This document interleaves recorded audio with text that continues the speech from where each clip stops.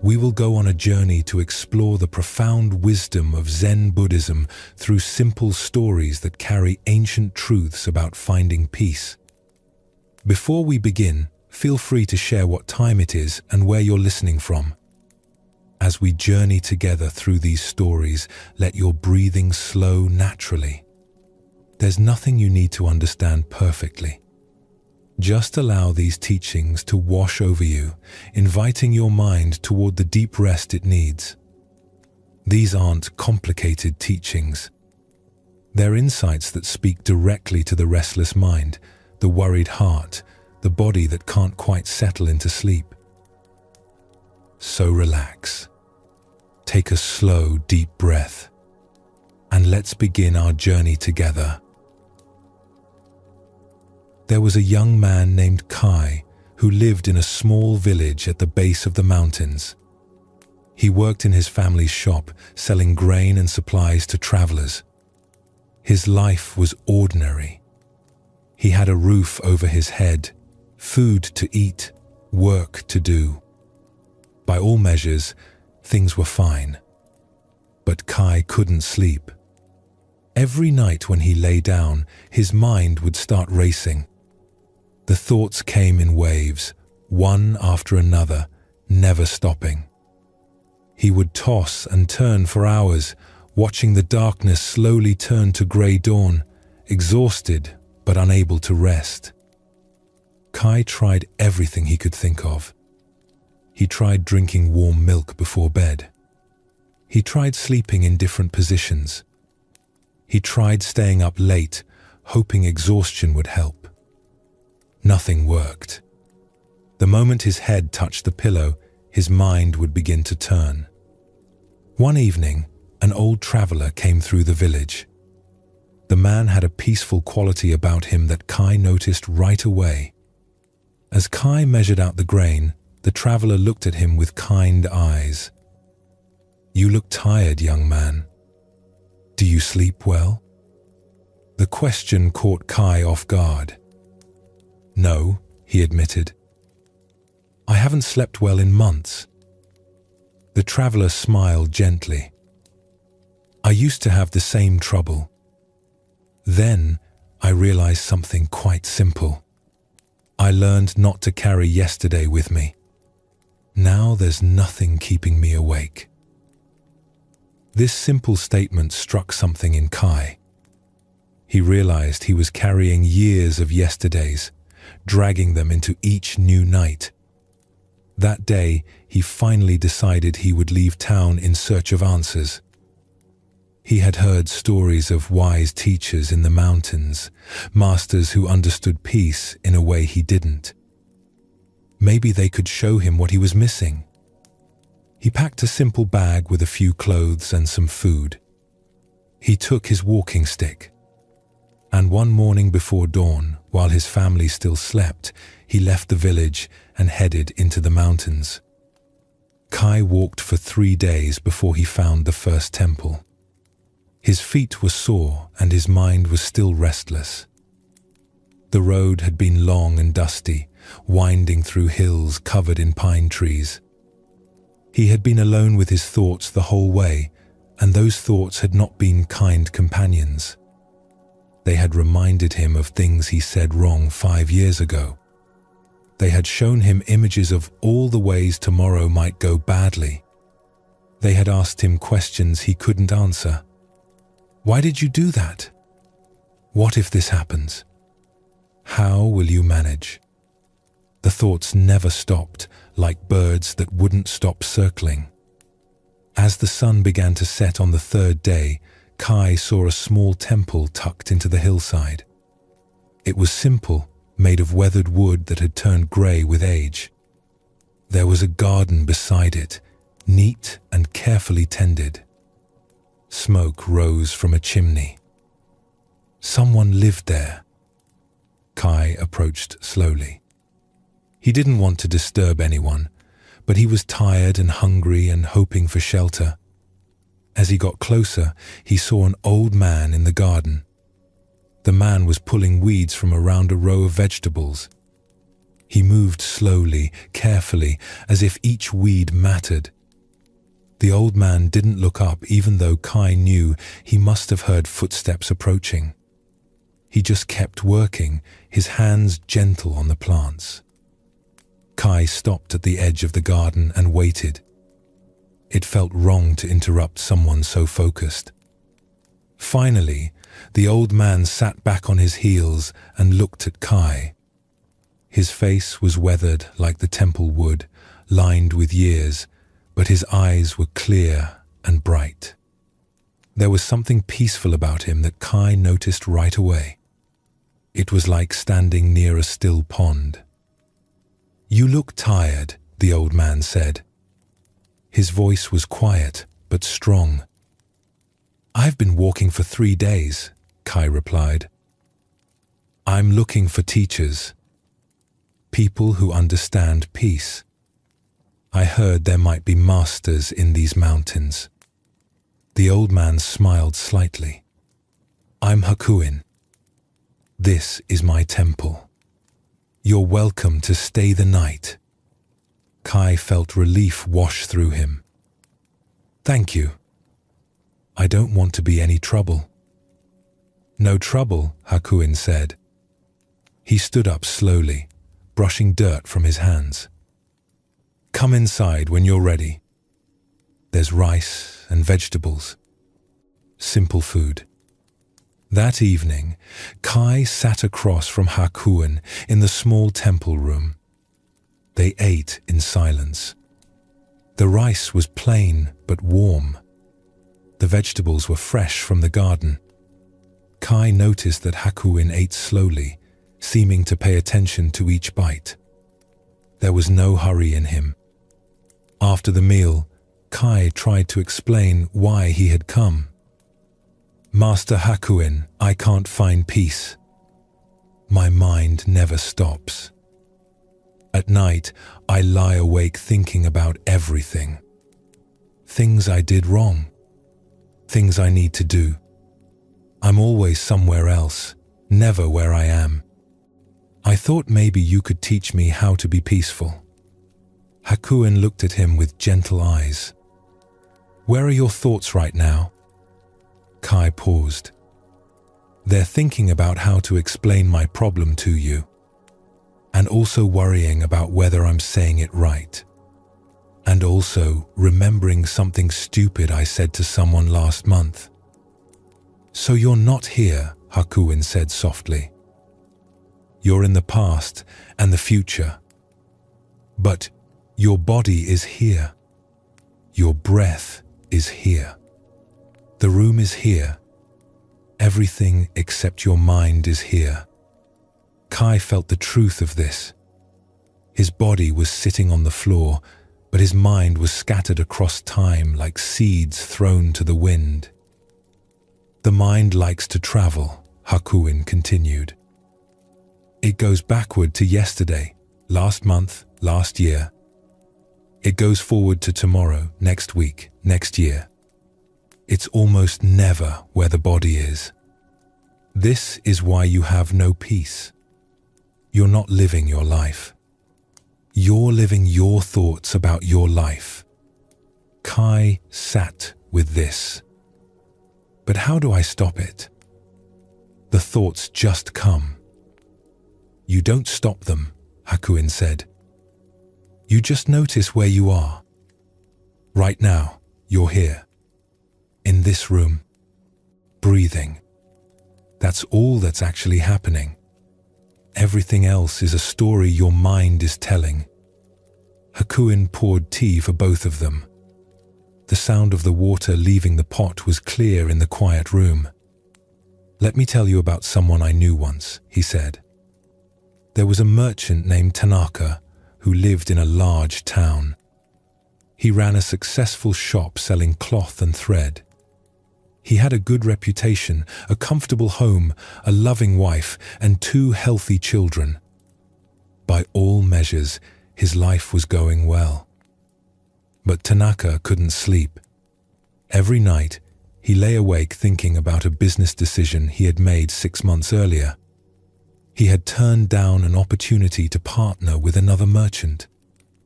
At the time, it had seemed like the right choice. The partnership had risks, and Tanaka was cautious by nature. But then the other merchant's business had grown quickly.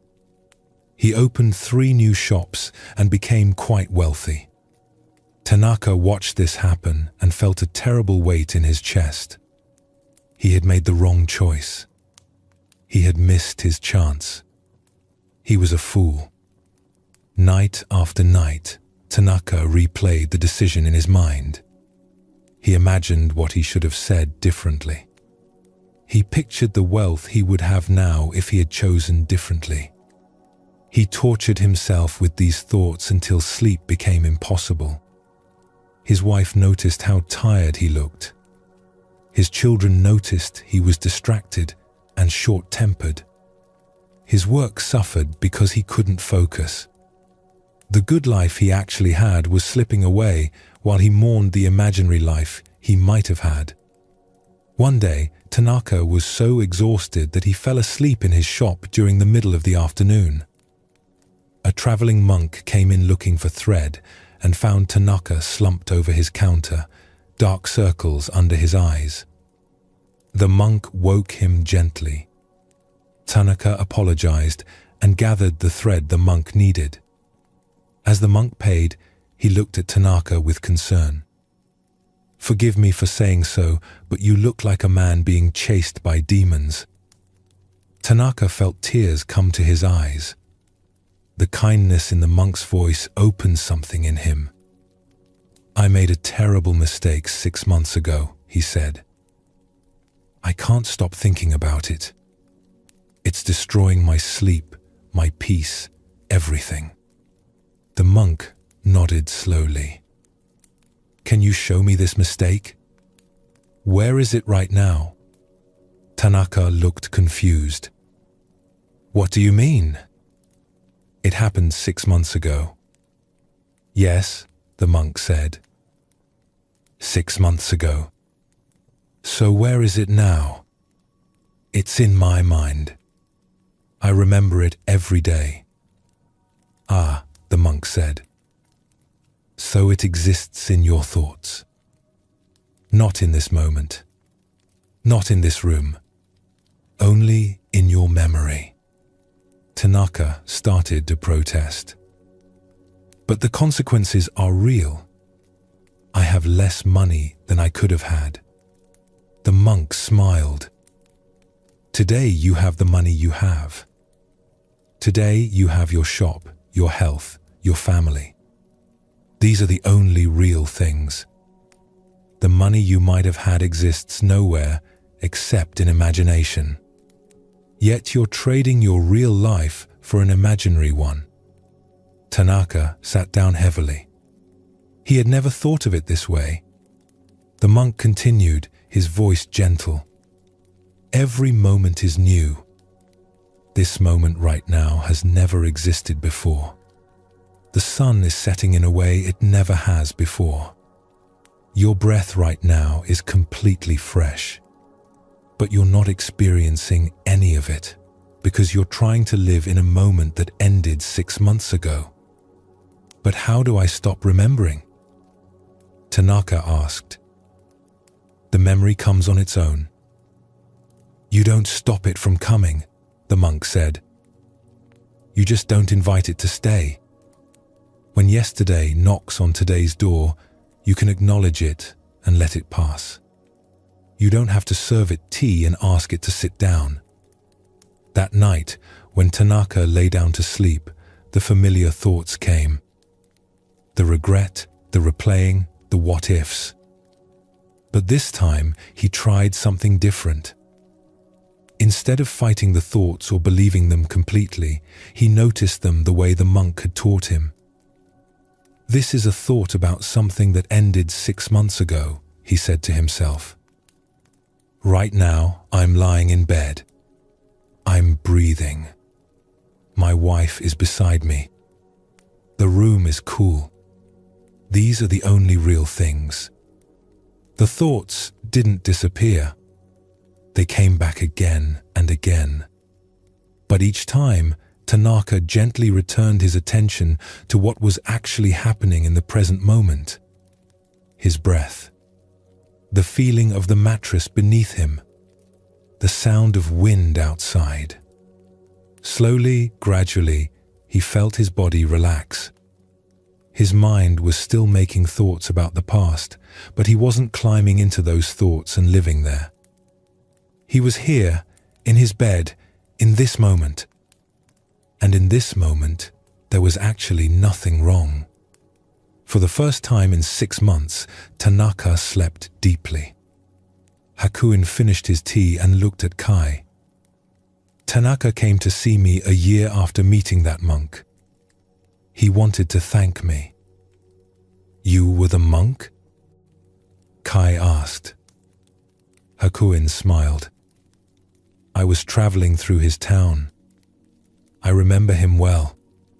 He looked like a different man when I saw him again. Lighter, more present.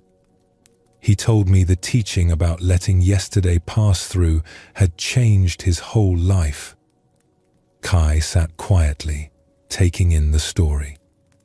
He recognized himself in Tanaka, always replaying old conversations, old mistakes, old moments he wished he could change. The past is like a visitor that comes knocking, Hakuin said. You can acknowledge it politely. You don't have to slam the door on it. But you also don't have to invite it in and let it take over your house. The next morning, Kai helped Hakuin in the garden. The work was simple. Pulling weeds, watering plants, tying up vines that were growing tall.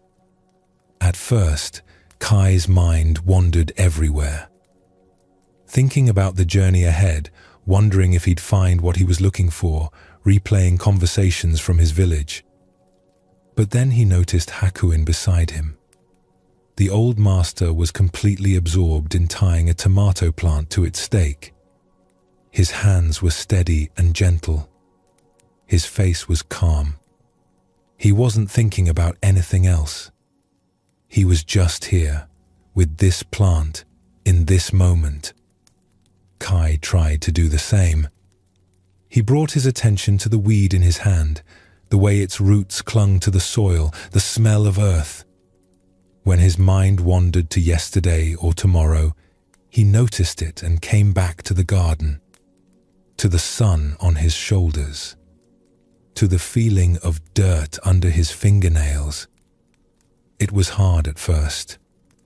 His mind kept running away, but each time he gently brought it back. And gradually, something shifted. The garden became vivid. The colors seemed brighter, the sounds clearer. He was actually here for the first time in years. After an hour of working this way, Kai felt something he hadn't felt in a long time. A kind of settling. Not exactly peace, but the beginning of it. A quietness that came from being fully present to what he was doing. That afternoon, Hakuin told Kai another story. There was once a young monk named Saro who lived at a monastery in the mountains. The monastery followed a strict schedule. Wake at dawn, meditation, breakfast, work, study, more meditation, dinner, sleep. Every day the same. Saro had been at the monastery for 3 years. He knew all the routines. He had memorized many teachings. He could sit in meditation for an hour without moving. By all external measures, he was a good student. But inside, Saro felt restless. He had heard stories about enlightenment, about moments of profound realization where everything became clear. He wanted that experience. He worked hard in his practice, always trying to reach some special state. During meditation, instead of simply sitting, Saro was constantly checking his progress. Am I getting more peaceful? Is this what enlightenment feels like? Why hasn't anything special happened yet? His meditation was full of striving and measuring. During meals, he ate while thinking about the next meditation session. During work, he thought about what teaching he would study later. He was never fully engaged with what was actually happening. One day, the monastery received a visit from a very old master named Hui. Master Hui was known for his simple, direct way of teaching. He agreed to meet with students who had questions. Saro was excited for his chance to speak with such a renowned teacher. He prepared questions in advance. Deep questions about the nature of mind, about reaching enlightenment, about advanced meditation techniques. When his turn came, Saro bowed before Master Hui and began asking his carefully prepared questions. But the old master held up a hand to stop him. "First," Master Hui said, "drink this tea." He handed Saro a cup of tea. Saro took it and started to drink while waiting for the master to answer his questions. But again, Master Hui interrupted. "No," the old master said. "Drink the tea." Saro didn't understand. "I am drinking it, master." "You're pouring tea into your mouth while your mind asks questions," Hui said. "I asked you to drink tea." Saro paused. He looked at the cup in his hands. He brought it to his lips and took a sip, this time paying attention to the actual experience. The warmth of the cup, the taste of the tea, slightly bitter, slightly sweet, the feeling of the liquid moving down his throat. He took another sip, fully present to the simple act of drinking. And something happened. For just a moment, there was no sorrow trying to reach enlightenment. There was just drinking. Just the experience itself, without someone standing apart from it, measuring it, wanting it to be different. When he finished the tea, Saro looked up at Master Hui with new eyes. The old master smiled.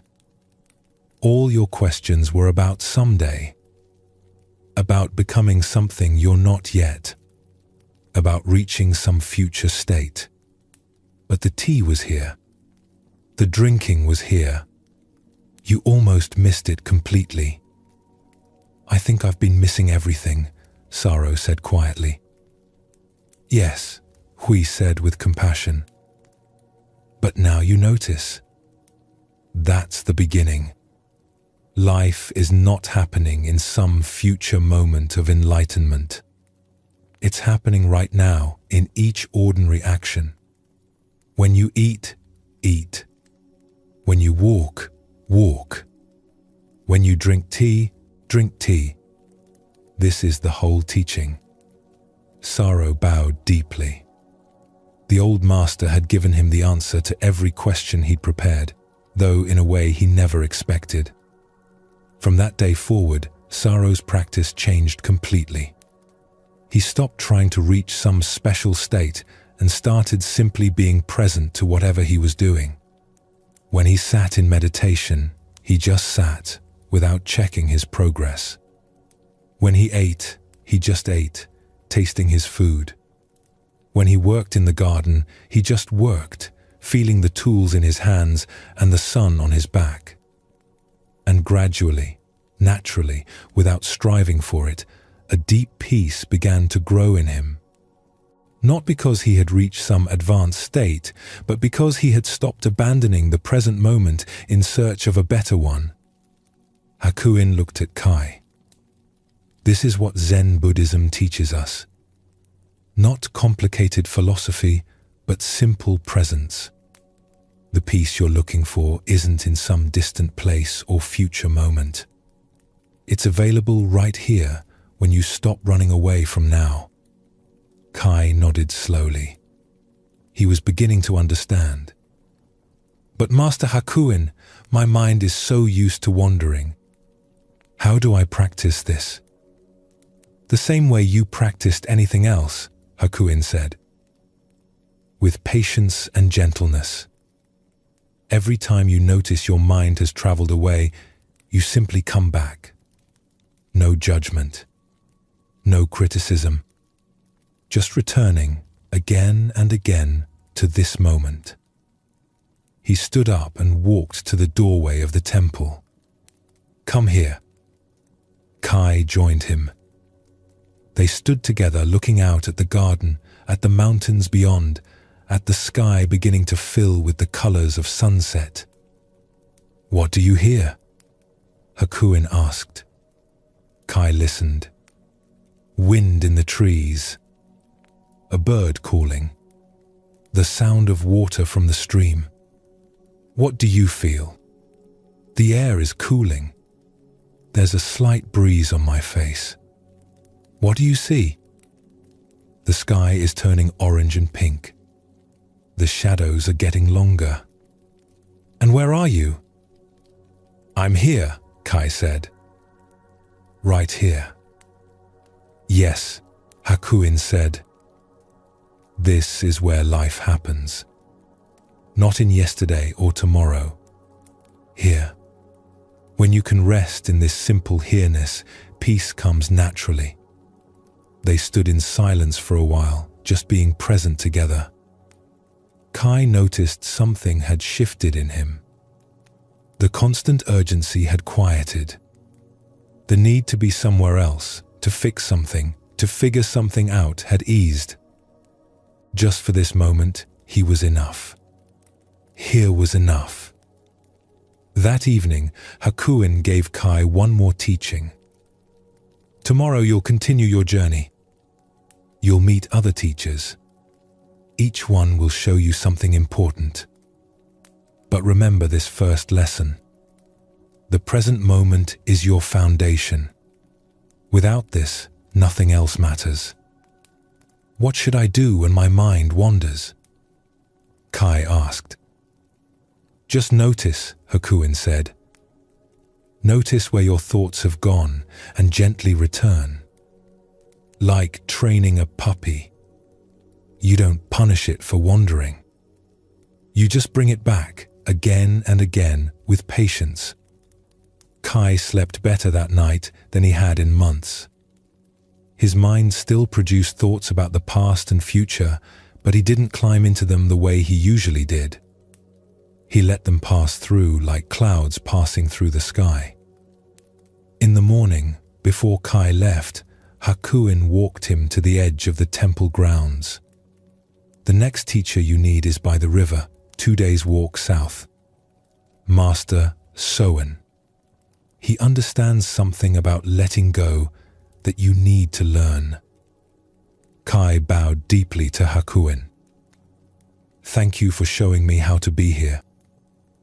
"You always knew," Hakuin said with a gentle smile. "I just reminded you. Now go and keep practicing presence. It's the foundation of everything in Zen Buddhism. When you're here, peace is here. They're the same thing." Kai set off down the road, his pack on his back, but something was different. He wasn't racing ahead in his mind anymore. He was walking, just walking, feeling his feet on the ground, seeing the trees on either side of the path, breathing the cool morning air. For the first time in years, he wasn't somewhere else. He was exactly where he was. And in that simple being here, there was something like peace beginning to grow. The road south from Hakuin's temple led through a valley where a wide river flowed. Kai could hear the water long before he saw it, a constant rushing sound that filled the air. After 2 days of walking, practicing presence the way Hakuin had taught him, Kai's feet brought him to the riverbank. The river was broad and moved quickly, carrying branches and leaves downstream. The water was clear enough that Kai could see smooth stones on the bottom. Willow trees grew along the banks, their long branches trailing in the current. Kai saw a figure sitting on a large flat rock near the water's edge. It was an older man, thin and grey-haired, wearing simple brown robes. He sat perfectly still, watching the river flow past. He didn't seem to be meditating exactly. He was just watching, his attention completely absorbed in the movement of the water. Kai approached quietly and waited. After a few moments, the man turned and looked at him with calm eyes. "You must be Kai," the man said. "Hakuin sent word you were coming. I'm Soen."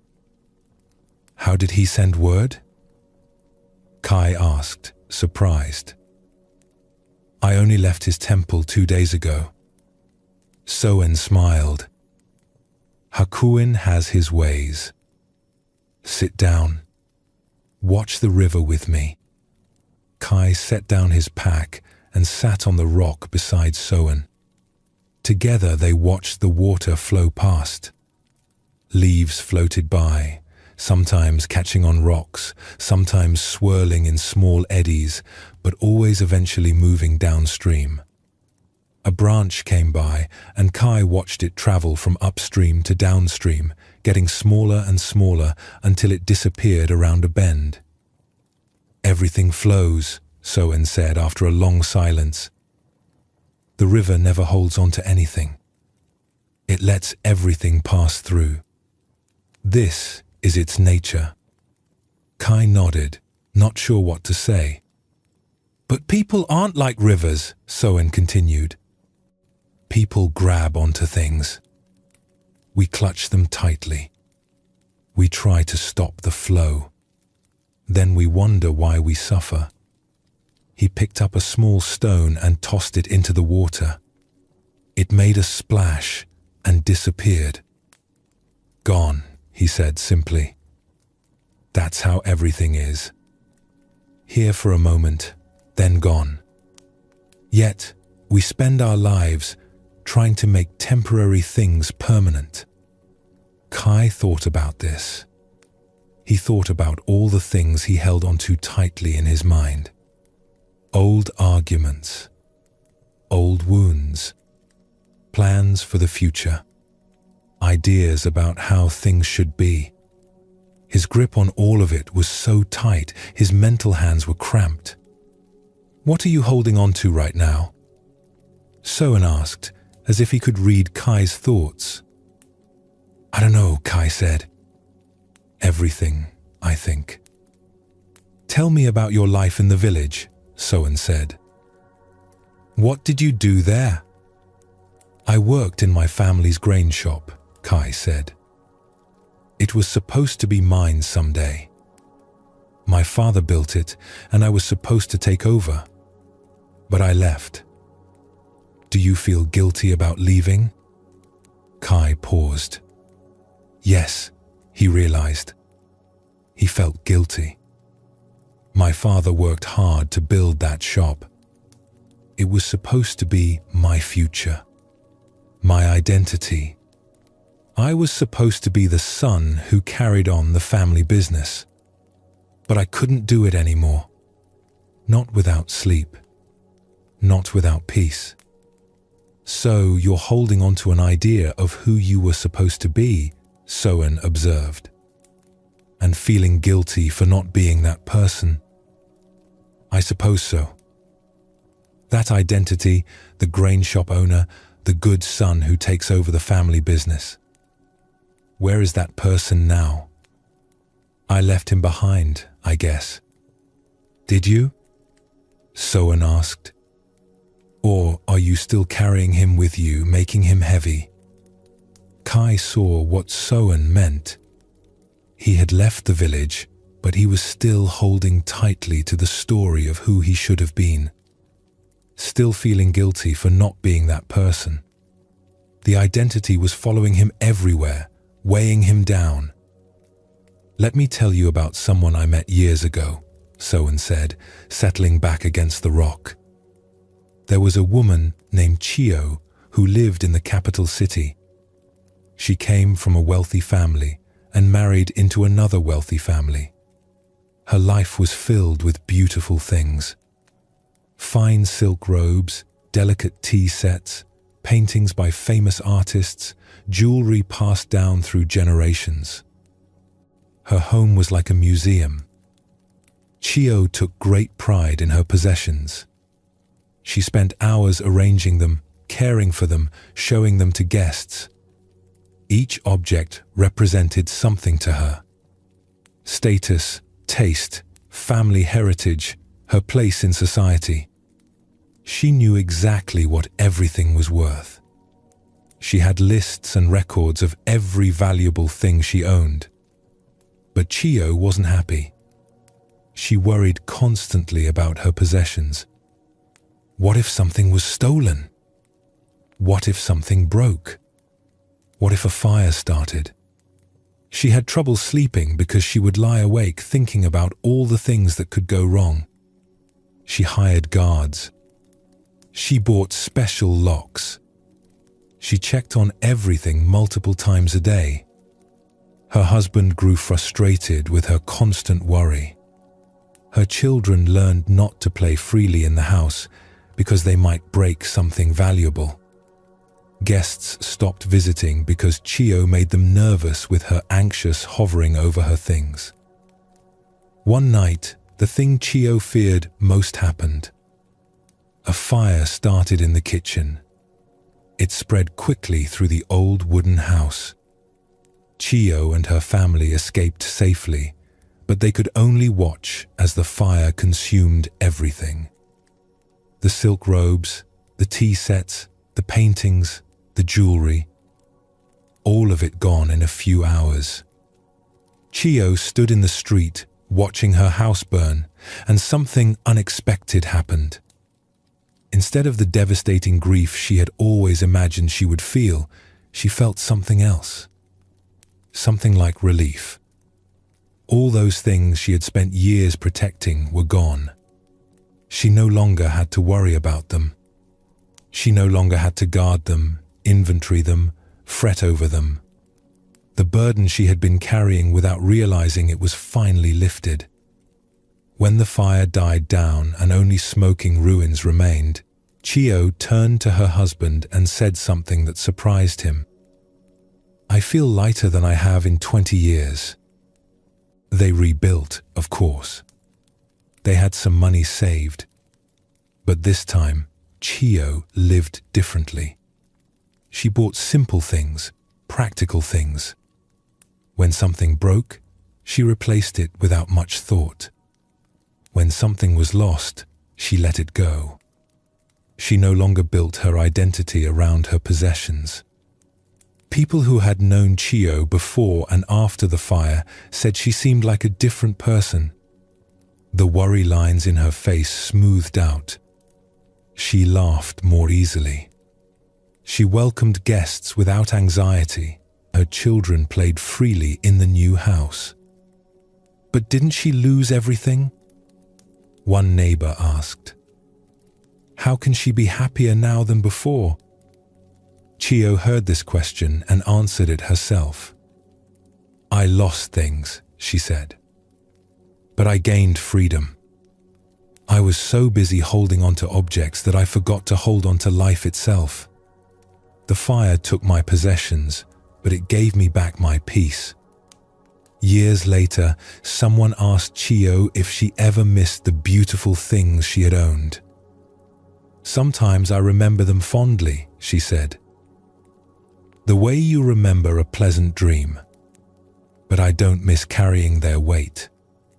I don't miss being their servant. Things are meant to flow through our lives, not anchor us in place. Soen looked at Kai. Chiyo learned what the river already knows. You can't hold water in your hands. The tighter you squeeze, the more it escapes. But if you cup your hands gently, water can rest there for a moment before flowing on. Kai watched the river, thinking about this. But we need some things, he said. We can't just let everything go. There's a difference between using things and being used by them, Soen replied. Between appreciating what you have and needing to possess it permanently. The river uses these stones to shape its course, but it doesn't try to own them. He stood up and stretched. Come, let's walk along the bank. They walked slowly beside the river, not talking for a while. Kai noticed how the water was always moving, but never gone. It flowed past, but more water always came. Nothing stayed, but the river remained. "What else are you holding on to?" Soen asked. Kai thought about it. "I'm holding on to the idea that I need to be fixed," he admitted. "That something is wrong with me because I can't sleep, because I can't stop worrying. I'm holding on to that story about myself." "Ah," Soen nodded. "The identity of the broken person who needs to be healed. That's a heavy one to carry. But isn't that why I'm here? To fix what's wrong with me? Is the river broken because it flows instead of standing still?" Soen asked. "Is the wind broken because it moves instead of being solid?" "You're not broken, Kai. You're just holding too tightly to things that want to flow." They came to a place where the river widened into a calm pool before continuing downstream. The water here was so still and clear that it reflected the sky perfectly. Trees growing on the bank were mirrored in the surface. "Sit here," Soen said, settling down on the grass. "Let me tell you about a student I had once. His name was Jiro, and he came to study meditation with me about 10 years ago. Jiro was dedicated and sincere. He practiced every day with real commitment. And one day during meditation, he had an extraordinary experience. He described it as a feeling of complete peace and unity with everything. The boundary between himself and the world dissolved. Time seemed to stop. He felt connected to all things, wrapped in a profound silence that was also somehow alive and vibrant. It lasted perhaps 10 minutes, and when it ended, Jiro felt like he had touched something sacred. Naturally, Jiro wanted to experience it again.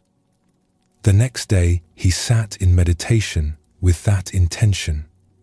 He tried to recreate the conditions that had led to the experience. He sat in the same place, at the same time, in the same posture. He tried to remember what he had been thinking just before the experience happened.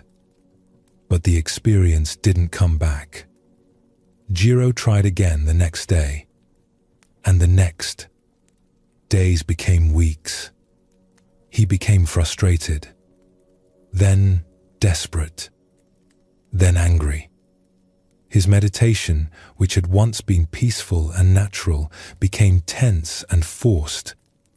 He was straining, pushing, trying to make something happen. He came to me upset.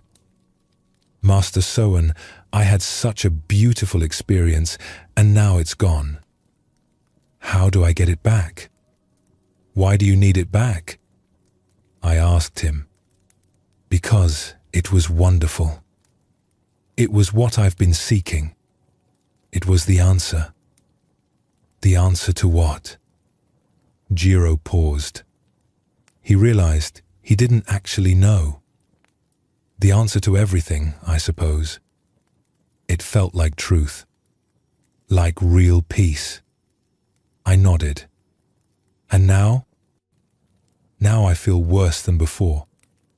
Because I know what's possible, but I can't reach it." I took him outside to this very pool. We sat right here, in fact. I asked him to watch the surface of the water. It was calm that day, perfectly reflecting the sky and trees. Very beautiful. Then I picked up a stone and tossed it into the center of the pool. The reflection shattered into ripples. Circles spread out across the water, disrupting the perfect mirror. "Now the reflection is gone," I said to Jiro.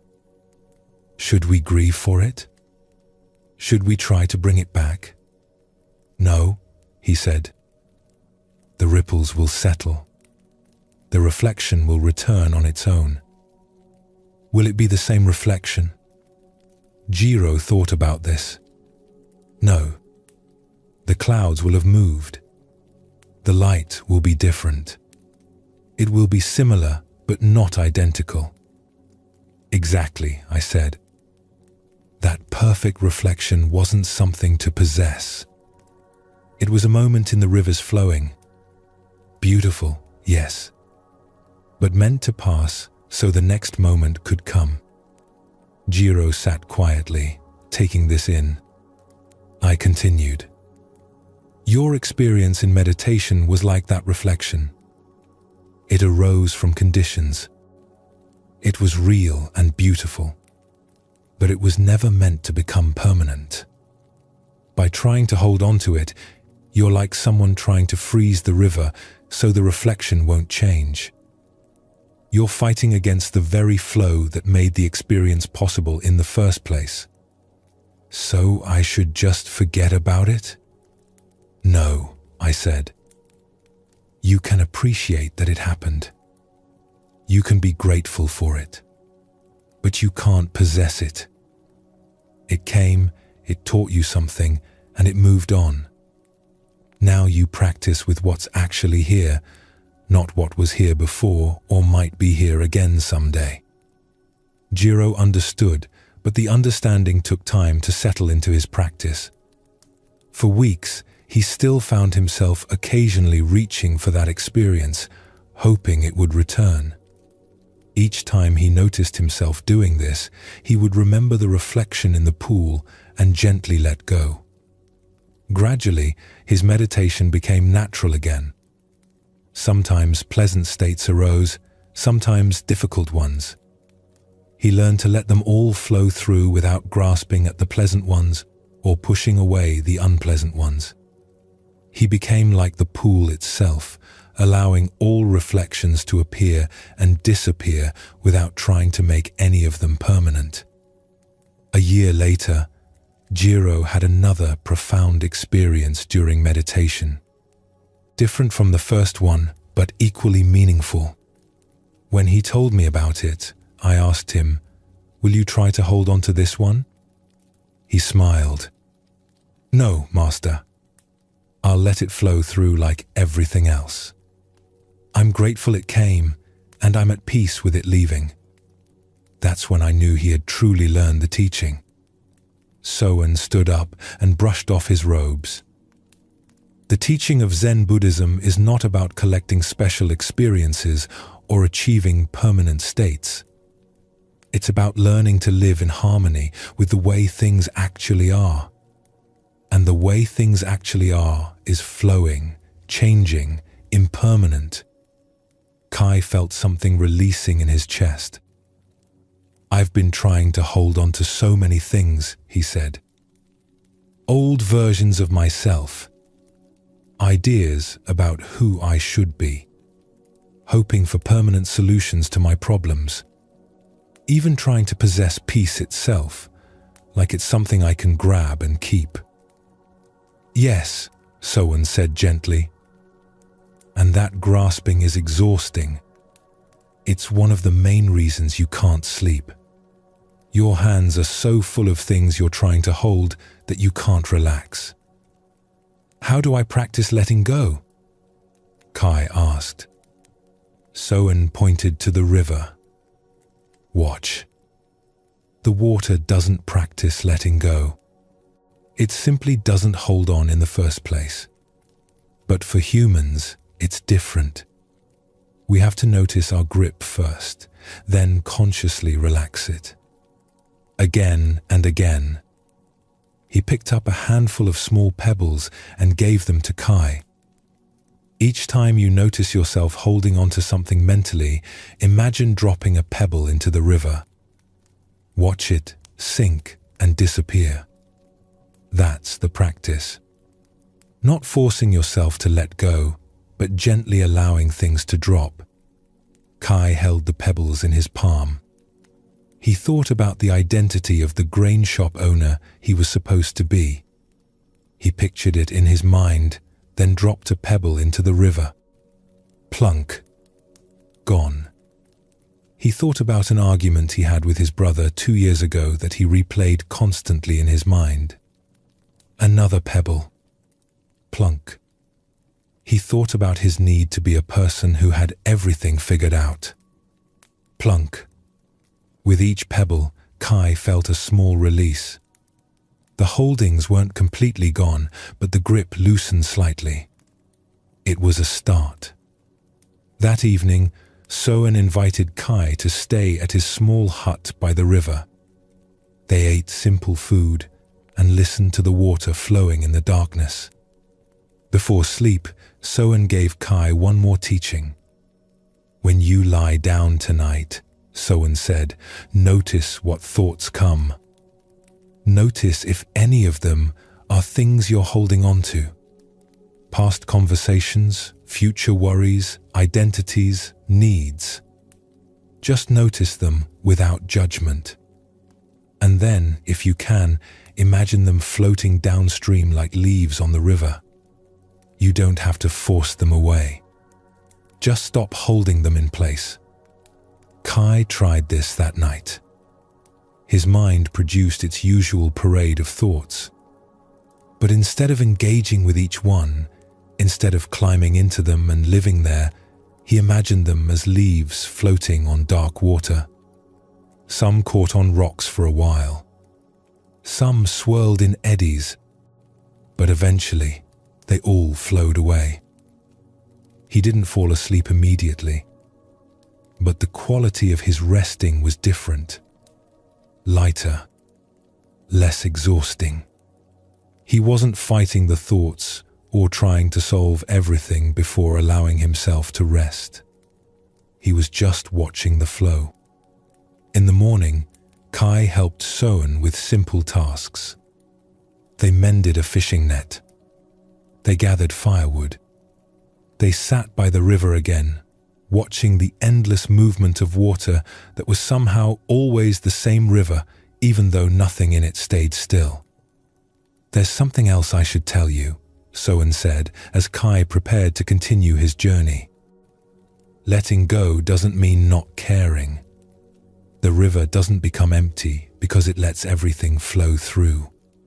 It's full, always full. Letting go creates space for what's actually here. Kai nodded, understanding this in his body now, not just his mind. Your next teacher is Master Dogen, Soen said. He lives 3 days north up in the mountains. He understands something about emptiness that will help you. But don't expect him to teach the way Hakuin and I have taught. Dogen shows truth through silence and simplicity. Thank you, Kai said, bowing deeply to Soen. Thank you for showing me the river's wisdom. The river showed you, Soen replied with a smile. I just sat here and watched it with you. This is the way of Zen Buddhism. The teachings are all around us, in flowing water and falling leaves and changing seasons. We just need to pay attention. Kai shouldered his pack and set off north toward the mountains. As he walked, he practiced what he had learned. When thoughts came, he imagined them floating downstream. When he noticed himself gripping tightly to some idea or identity, he consciously relaxed his mental hands. The practice wasn't perfect. Sometimes he forgot and got caught up in thoughts again. Sometimes he found himself clutching at things even after deciding to let them go. But each time he noticed, he gently returned to the practice of allowing, of releasing, of letting the river carry things away. And with each small release, there was more space for the peace that had been waiting underneath all the holding. Peace wasn't something he needed to create or achieve. It was what remained when he stopped clutching so tightly to everything else. The path into the mountains was steep and rocky. Kai's legs burned as he climbed higher and higher, leaving the river valley behind. The air grew thinner and cooler. Pine trees gave way to twisted mountain shrubs and bare rock. By the third day, Kai was walking through clouds that drifted across the path like silent travelers. He had been practicing what Soen taught him. When his legs ached and his mind complained about the difficulty of the climb, he imagined the complaints floating downstream like leaves. When worries about whether he would find Master Dogen's hermitage arose, he let them flow past. The practice was becoming more natural, though he still caught himself gripping tightly to thoughts many times each day. Late in the afternoon of the third day, Kai rounded a bend in the path and saw a small stone hut built into the mountainside. It was so simple it was almost invisible, made from the same grey stone as the mountain itself. There was no garden, no decoration, nothing extra. Just a hut, a door, and a small window. Smoke rose from a hole in the roof. Kai approached and called out a greeting. No answer came. He waited, then called again. Still nothing. He sat down on a flat rock near the door to wait, watching clouds move across the valley below. After some time, the door opened.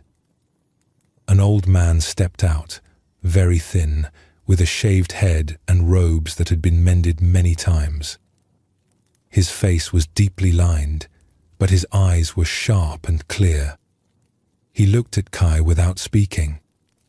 "Master Dogen?" Kai asked. The old man nodded once.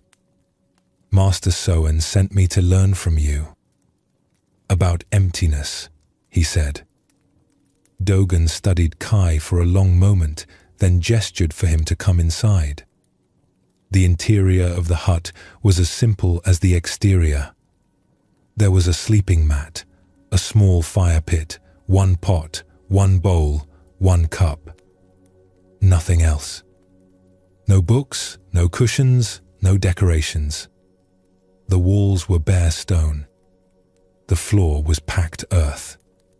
It was the emptiest space Kai had ever seen someone live in. Dogen sat down by the fire and poured tea into his single cup. He drank, then rinsed the cup and poured tea for Kai. They sat in silence while Kai drank. The tea was bitter and plain, but warm. "Tell me," Dogen finally said, his voice rough from disuse, "who are you?"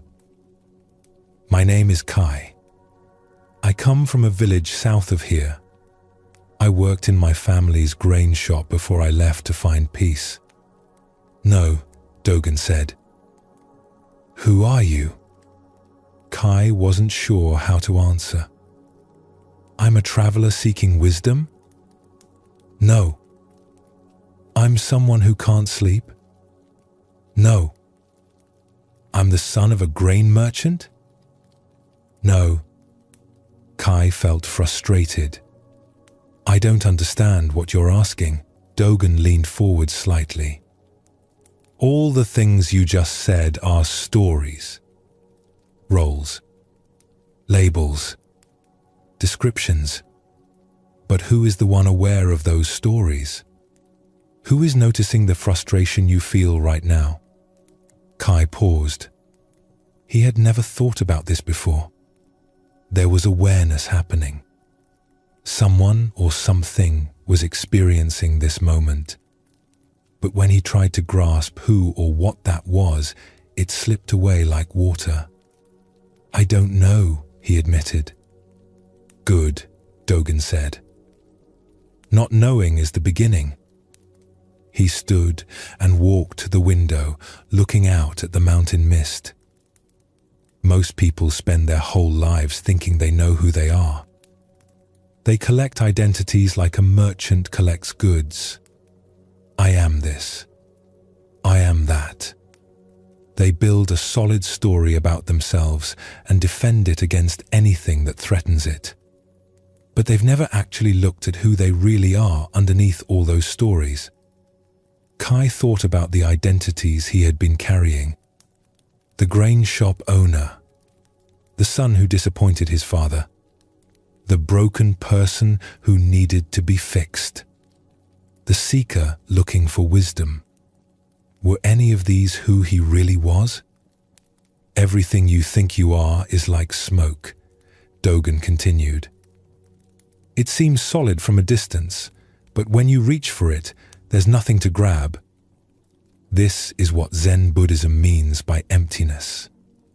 Not that you don't exist, but that you don't exist in the fixed, solid way you imagine. He returned to the fire and sat down. Let me tell you about a scholar I met many years ago. His name was Fumio, and he was one of the most respected intellectuals in the capital.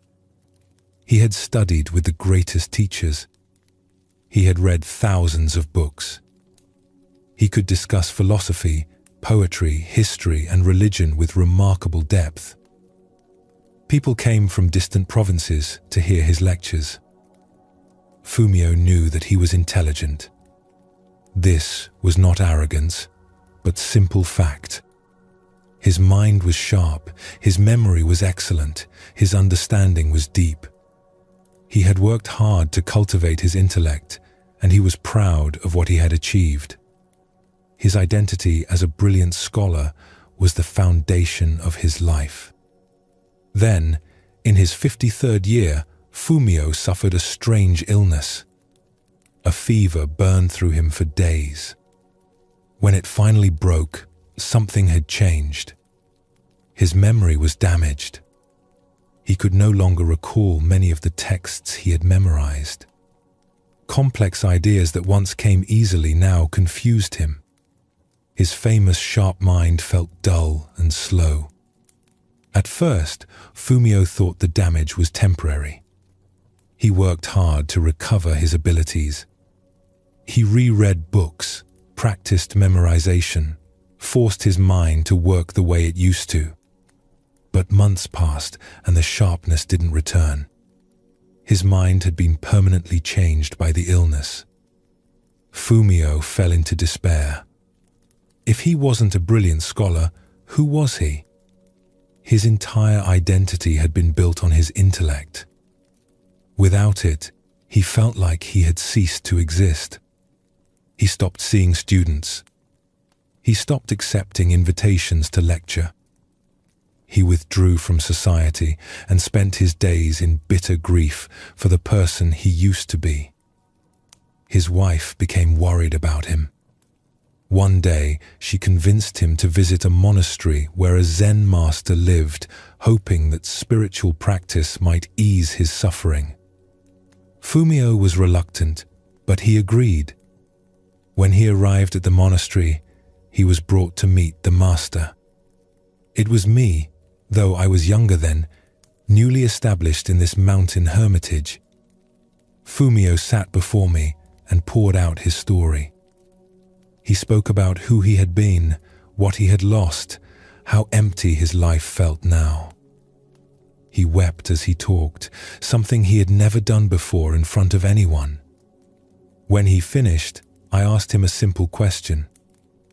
This brilliant mind you lost, who was it that possessed that mind? Fumio looked confused. I did. It was my mind. And this slower mind you have now, who possesses this one? I do. So you remain, even though the mind has changed? Fumio paused. I suppose so. But I'm not the same person. Aren't you? Are you not still the one who sees, hears, feels? Are you not still the awareness that notices thoughts, whether those thoughts are brilliant or ordinary? Fumio had never considered this. He had been so identified with his mind's contents that he had never noticed the awareness that contained those contents. I continued. You built your entire identity on something that was always changing and temporary. Your sharp mind was not who you were. It was something you had for a time. Like a cloud formation that drifts across the sky and then changes shape. The sky remains unchanged, but you thought you were the cloud. Then who am I? Fumio asked. That question is the gateway, I told him. Not the answer to the question, but the question itself. When you ask, who am I? With genuine curiosity, without trying to grab onto any answer, you begin to discover what you really are. Fumio stayed at the monastery for 3 months. Each day he sat in meditation with that question. Who am I? Not trying to answer it intellectually, but letting the question work on him, dissolve his assumptions, open space in his understanding. Gradually, something shifted. Fumio began to notice that there was an awareness present that had nothing to do with being smart or not smart. This awareness was here before his brilliant mind developed. It was here after his mind changed. It would be here regardless of what happened to his body or thoughts. This awareness didn't need intelligence to exist. It didn't need achievement or recognition. It simply was, steady and unchanging beneath all the coming and going of mental states and life circumstances. One morning during meditation, Fumio suddenly laughed out loud. Other monks looked at him in surprise, but he couldn't stop laughing. He had spent 53 years defending and polishing an identity that had never really existed. He had built an entire life around protecting something as insubstantial as morning mist. And now that it was gone, he saw that nothing essential had been lost at all. When I spoke with him afterward, Fumio said something I never forgot. I grieved for months over losing my brilliant mind. But I never had it in the first place. It was just a temporary condition like weather. I mistook the weather for the sky itself. After that, Fumio returned home, but he was a completely different person. He still taught occasionally, sharing what understanding he had, whether brilliant or ordinary. But he was no longer attached to being seen as intelligent. He had discovered something more fundamental than any mental ability. His students noticed that his teaching had actually become more effective. Before, he had impressed people with his intellect. Now, he connected with them from a place of simple presence. He was no longer defending an identity, so he could meet people where they actually were. Dogen finished the story and looked at Kai. Fumio discovered what Zen Buddhism has been teaching for centuries. You are not your thoughts. You are not your emotions. You are not your body. You are not your roles or achievements. All of these things come and go, change and dissolve. But something remains, witnessing all of it. Kai felt something opening in his chest, a kind of spaciousness he had never noticed before. But if I'm not all those things, what am I? That's the beautiful mystery, Dogen said. The moment you try to define it, you've missed it.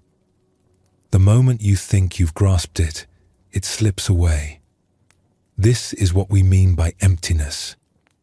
Not that you're nothing, but that you're nothing that can be captured in a concept or label. He gestured around the bare hut. This is why I live with so little. Every possession wants to tell me who I am. Every book says, you are a scholar. Every decoration says you are a person with certain tastes. Every comfort says you are a body that needs to be pleased.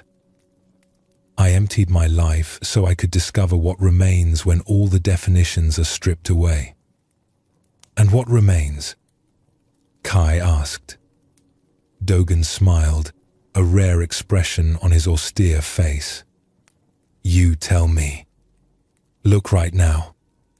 Not at your thoughts about this moment, but at the awareness that's noticing those thoughts. What is that? Kai looked inward, or tried to. He noticed thoughts arising. He noticed sensations in his body. He noticed feelings moving through him. But when he tried to find the one doing the noticing, there was nothing solid to grab onto. Just a kind of open awareness, spacious and clear, that seemed to have no boundary or center. It's like trying to see my own eyes, Kai said. Yes, Dogen nodded. The awareness you're looking for is what's doing the looking. You can't see it because you are it. Or more accurately, it's not a separate thing at all. It's the space in which everything appears. They sat in silence for a while. The fire crackled. Wind moved around the stone walls of the hut. Clouds passed by the window. And through it all, there was this open awareness, witnessing everything without being changed by any of it. Let me tell you one more story, Dogen said, about a student who came to me seeking the same thing you're seeking. Her name was Akiko, and she arrived at this hermitage 5 years ago. She was in terrible distress. Her husband had died suddenly, and she felt like she had lost herself along with him. For 20 years, she had been someone's wife. That role had defined her daily life, her sense of purpose, her identity. Without it, she didn't know who she was anymore. Akiko wept when she told me this. I was always Kenzo's wife. I took care of him, managed the household, represented our family. That was who I was. Now he's gone, and I'm no one. I'm just empty. I let her cry for as long as she needed. Then I asked her, "Who is it that feels empty?" She looked at me through her tears. What? You say you're empty, you're no one. But who is aware of this emptiness? Who is experiencing this grief? Akiko had no answer. You see, I said gently, you think you've lost yourself because you've lost a role. But the role was never you. It was something you did, something you expressed through. The you that existed before you married Kenzo is still here. The you that exists now that he's gone is the same you that was here all along. But I don't feel like myself, she protested. Because you confused yourself with a role. It's like an actor who plays a part for so long they forget they're an actor. When the play ends, they think they've died. But they've only stopped playing that character. Akiko stayed with me for a month. Each day we sat in meditation together. I taught her to notice the awareness that was present beneath all her roles and identities. Mother, wife, daughter, friend, these were all masks she wore. Important masks, meaningful masks, but masks nonetheless. Underneath them all was something that had no name, no role, no fixed identity. This was frightening for Akiko at first. She had spent her whole life building and maintaining identities. The idea of existing without them felt like dissolving into nothing. But gradually, she began to understand that this emptiness wasn't a lack. It was freedom. One morning, Akiko came to me with a calm face. I understand now, she said. I'm not empty because I lost Kenzo. I'm empty because I always was empty. Empty of any fixed, permanent self. And this emptiness is not sad. It's spacious.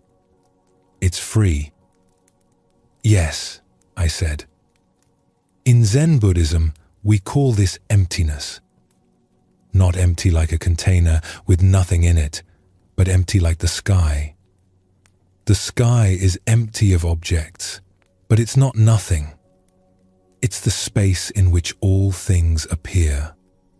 Birds fly through it, clouds drift across it, storms move through it. But the sky itself remains unchanged, empty and full at the same time. Akiko nodded slowly. I think I spent my whole life trying to be something solid, something permanent. But everything is always changing. The only permanent thing is this awareness that watches it all change. Even that awareness isn't separate from the change, I told her. It's not standing apart from life, watching it like a spectator. It's intimately woven into every moment, every experience. You are not separate from your life. You are the living itself. This was harder for Akiko to understand, and honestly, I couldn't explain it very well with words. It's something you have to discover directly, not through concepts. When Akiko left the hermitage, she was a different person. Not because she had gained something new, but because she had stopped trying to be something fixed. She returned to her village and lived simply, doing what needed to be done without building a solid identity around any of it. She helped neighbors, tended her small garden, and sat in meditation each morning. But she was no longer anyone in particular, just awareness, moving through life in a temporary form called Akiko. Dogen stood and added wood to the fire. This is what I want you to understand, Kai. You came here thinking you needed to fix yourself, to become someone who can sleep peacefully. But there's no fixed self that needs fixing. You're more like a river than a rock. Always flowing, always changing. The suffering comes from trying to be a rock, trying to be solid and permanent when your nature is fluid and temporary. Kai felt something profound shifting in his understanding. All his life, he had been trying to become someone successful, someone good, someone peaceful, someone who had it all figured out. But maybe he didn't need to become anyone. Maybe he already was awareness itself, temporary, appearing in the form called Kai. When you lie down at night, Dogen continued, you think I need to sleep. But who is this I? If you look closely, you can't find it. There are thoughts about sleeping. There are sensations in the body. There are feelings of tiredness or restlessness. But where is the separate I that's experiencing all this? Kai tried to find it. But just like before, there was nothing solid to grab onto. Just awareness, open and spacious, in which all experiences arose and passed away. The mind trying to sleep actually prevents sleep, Dogen said. Because there's a sense of someone doing something, achieving something. But sleep happens naturally when you stop being someone who needs to sleep. When you just rest in the awareness that's already at peace. That night, Kai slept in Dogen's hut. The master gave him the sleeping mat while Dogen sat by the fire in meditation. Before lying down, Kai tried the practice Dogen had taught him. Instead of thinking, I need to fall asleep, he simply rested in awareness itself. Not Kai who needs something, but awareness in which tiredness and rest were appearing. It was strange at first. His mind kept creating a sense of self, an I who was trying to do the practice correctly. But each time he noticed this happening, he gently released it. Not trying to get rid of the self, but seeing through its apparent solidity. And something remarkable happened. Without a solid self trying to sleep, sleep came naturally. His body knew what to do. His nervous system knew how to rest. When he stopped interfering with I thoughts and self-concepts, the natural intelligence of his organism took over. He didn't sleep perfectly. Old patterns still arose. But there was a new quality to his rest, a lightness that came from not taking himself so seriously. In the morning, Dogen gave Kai tea, and they sat together in silence as the sun rose over the mountains. Finally, Dogen spoke. There are more teachers for you to meet, more wisdom to discover. But remember this teaching about emptiness. You are not a solid thing that needs to be fixed or improved. You are more like space in which everything appears. Clouds may pass through you, thoughts and feelings and sensations. But you are the space, not the clouds. Where should I go next? Kai asked. Down from the mountains, Dogen said. Back to where people live and work. Master Bankei has a temple in a busy market town 3 days east. He will show you something about accepting what is, even in the midst of chaos and difficulty. Soen taught you to let things flow. I've shown you that there's no solid self to hold on to them anyway. Bankei will teach you how to be at peace even when life is messy and imperfect. Kai bowed deeply to Dogen. Thank you for showing me emptiness. I showed you nothing, Dogen replied with a hint of a smile. I just pointed at what was always here. This is the way of Zen Buddhism. We don't give you something new. We help you see what you've been overlooking. As Kai descended from the mountains, he practiced resting in the awareness Dogen had pointed to. Not Kai walking down a path, but awareness in which walking was happening. Not Kai having thoughts, but awareness in which thoughts were appearing and disappearing like clouds. The practice kept slipping. His mind kept creating a sense of solid self.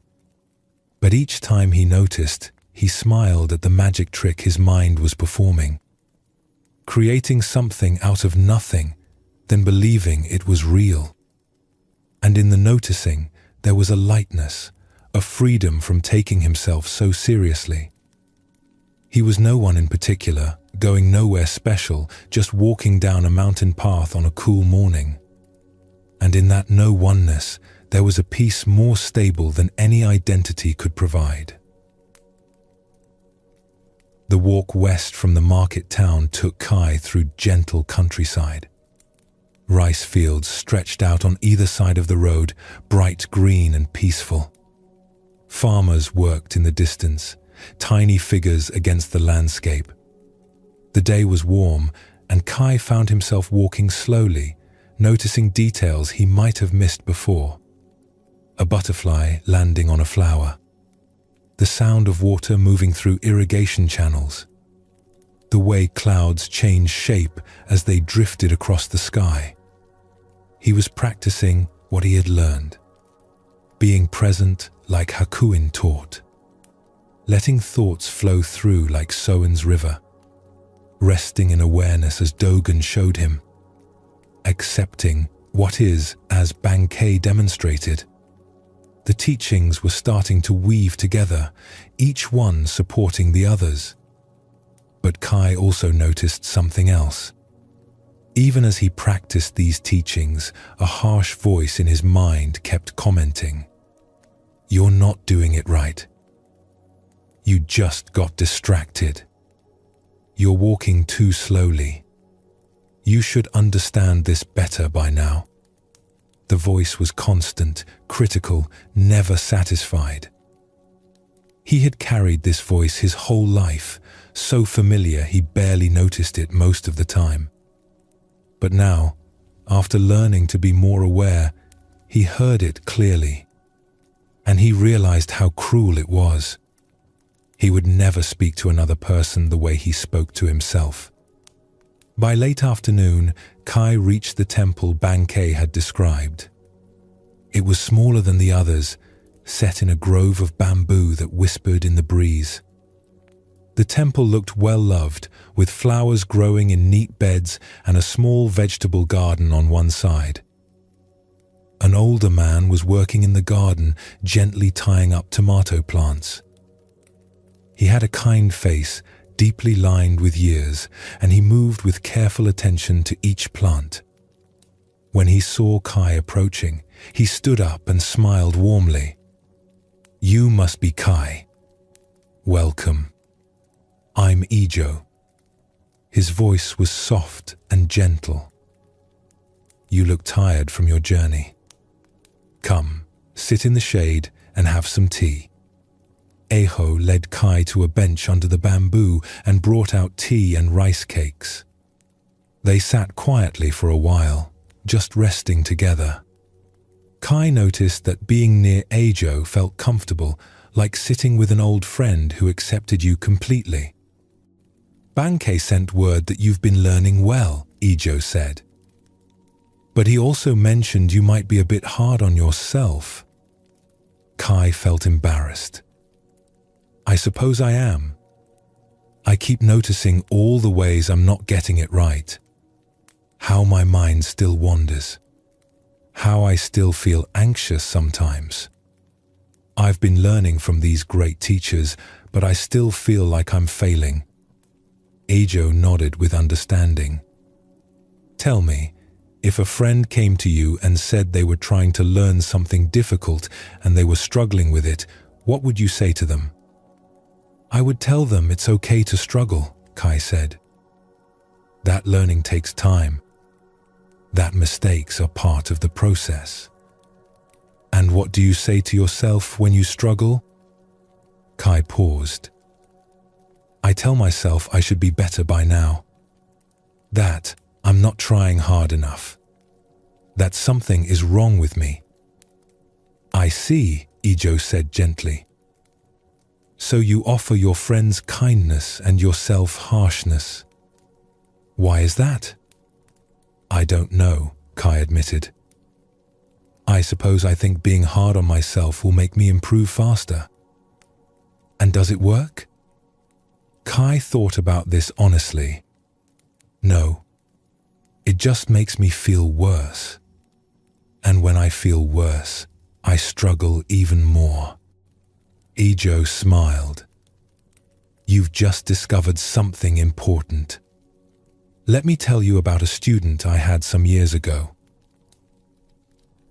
His name was Daichi, and he came to study at this temple when he was quite young, maybe 20 years old. Daichi was earnest and sincere. He wanted very much to be a good student and to understand the teachings of Zen Buddhism. But Daichi had a problem. He made mistakes often. During meditation, he would fall asleep. During work periods, he would forget instructions and do tasks wrong. During study, he would misunderstand concepts. Nothing terrible, just the normal mistakes that all students make while learning. But Daichi couldn't forgive himself for these mistakes. Every time he made an error, he would criticize himself harshly. "You're so stupid. Why can't you get this right? Everyone else understands better than you. You're wasting the master's time." The other students actually made just as many mistakes as Daichi, but they were gentler with themselves. They would laugh at their errors, try again, and move on. But Daichi would dwell on each mistake for days, replaying it, feeling ashamed, convincing himself he was a failure. This harsh self-criticism was making Daichi miserable. It was also making him a worse student. Because he was so afraid of making mistakes, he became tense and anxious. And tension and anxiety made mistakes more likely. So he was caught in a difficult cycle. One day, Daichi fell asleep during meditation again. When the session ended, he was so ashamed that he went to hide in the garden behind the temple. He sat there criticizing himself, feeling terrible. I found him there and sat down beside him. "Difficult meditation?" I asked. "I fell asleep again," Daichi said miserably. "I'm such a bad student. I can't do anything right." "Tell me," I said, "if one of the other students fell asleep during meditation, what would you think of them?" "I would think it's okay," Daichi said. "Everyone gets tired sometimes." "But when you fall asleep, you think you're a bad student?" "Yes." "So the same action means different things depending on who does it?" Daichi looked confused. "I suppose so." I picked a small flower that was growing nearby. "Look at this flower. It's a bit wilted. One petal is torn. It's not perfect. Is it a bad flower?" "No, it's just a flower." "But if you were a flower with a torn petal, would you be a bad flower?" Daichi started to understand what I was showing him. "That doesn't make sense when you put it that way." "No, it doesn't," I agreed. "But this is what you do. You have one standard for everyone else and a much harsher standard for yourself.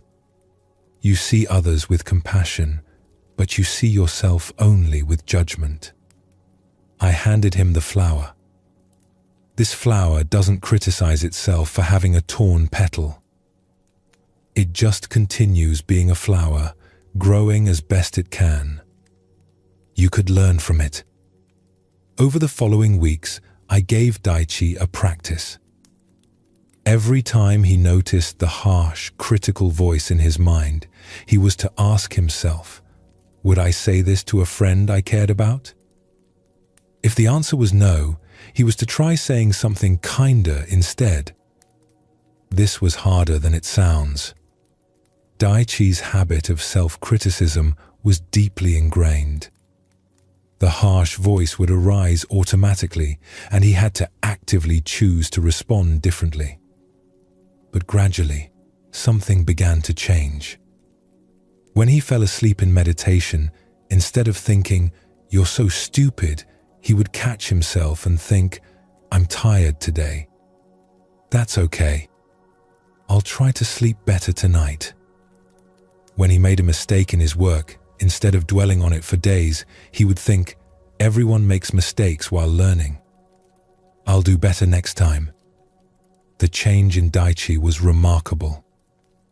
As he became gentler with himself, he became more relaxed.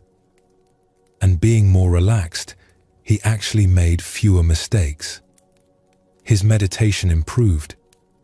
His work improved. His understanding of the teachings deepened. But more than that, he became happier. The constant background noise of self-criticism had been exhausting him, draining his energy and joy. When he learned to speak to himself with kindness, it was like putting down a heavy burden he didn't know he was carrying.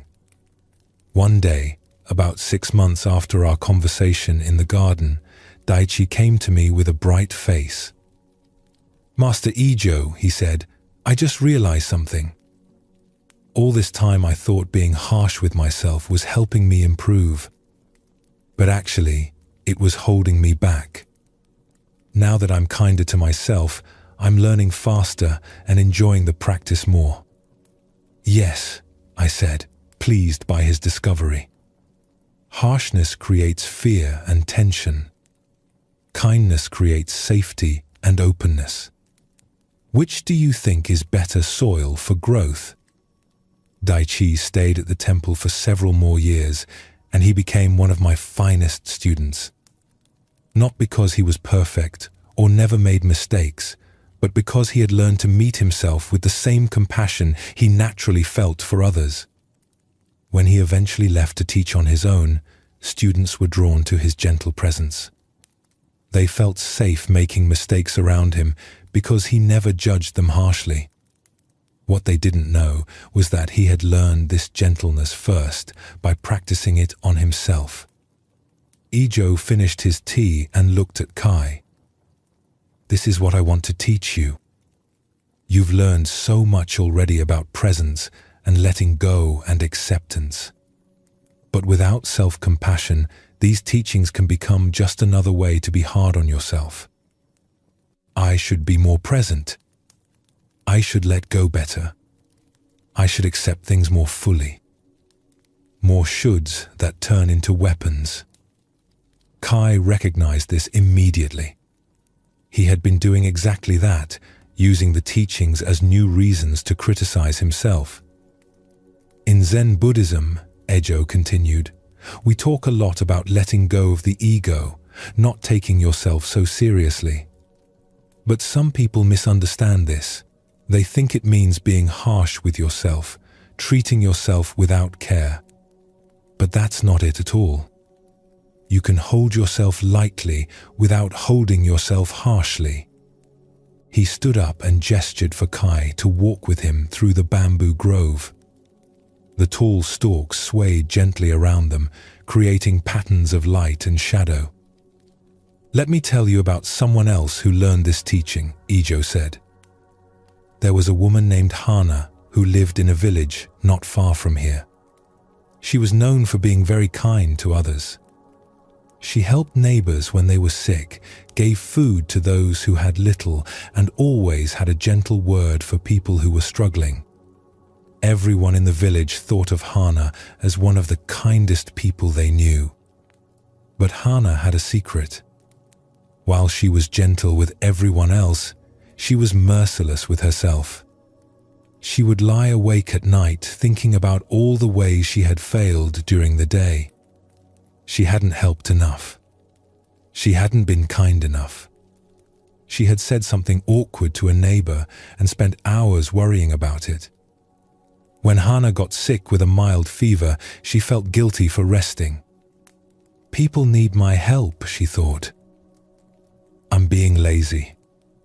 When she forgot to bring food to an elderly neighbor one day, she couldn't forgive herself. What kind of person forgets?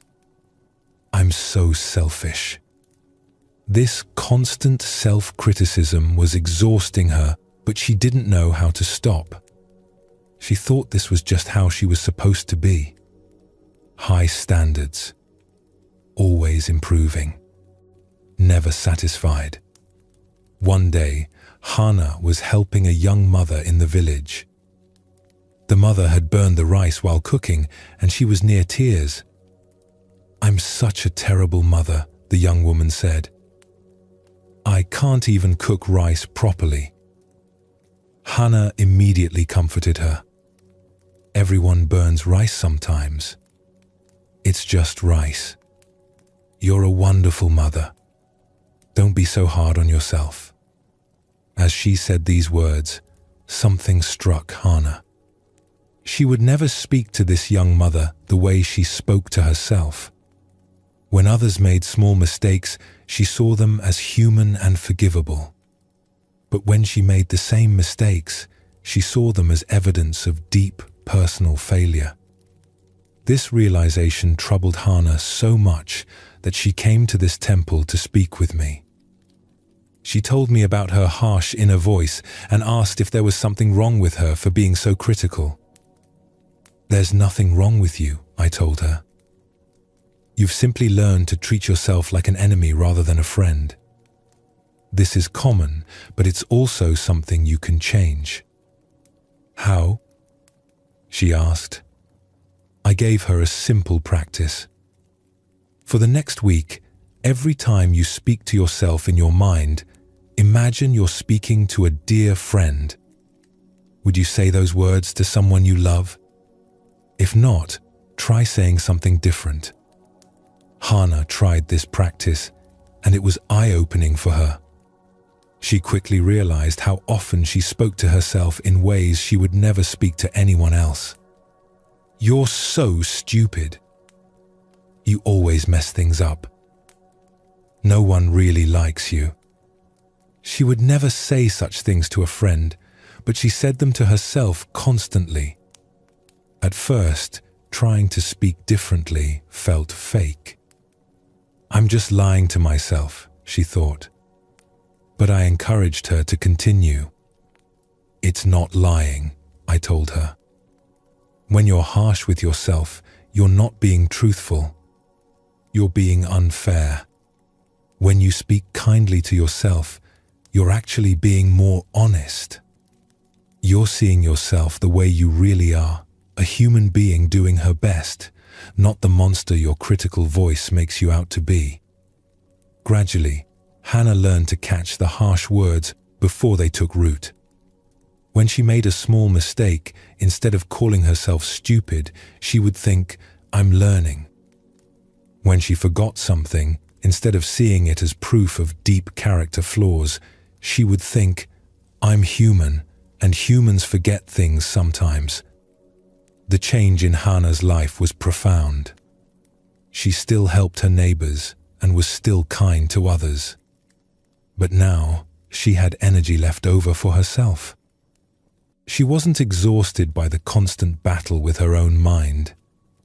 She found she could actually rest at night instead of lying awake in self-criticism.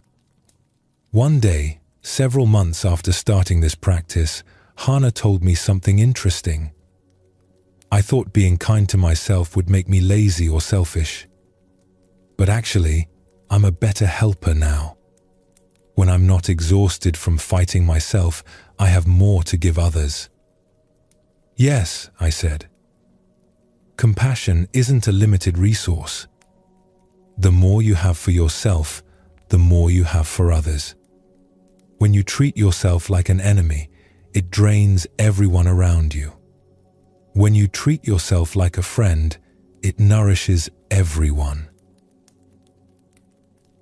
Ijo and Kai had reached a small clearing in the bamboo grove where someone had placed a bench.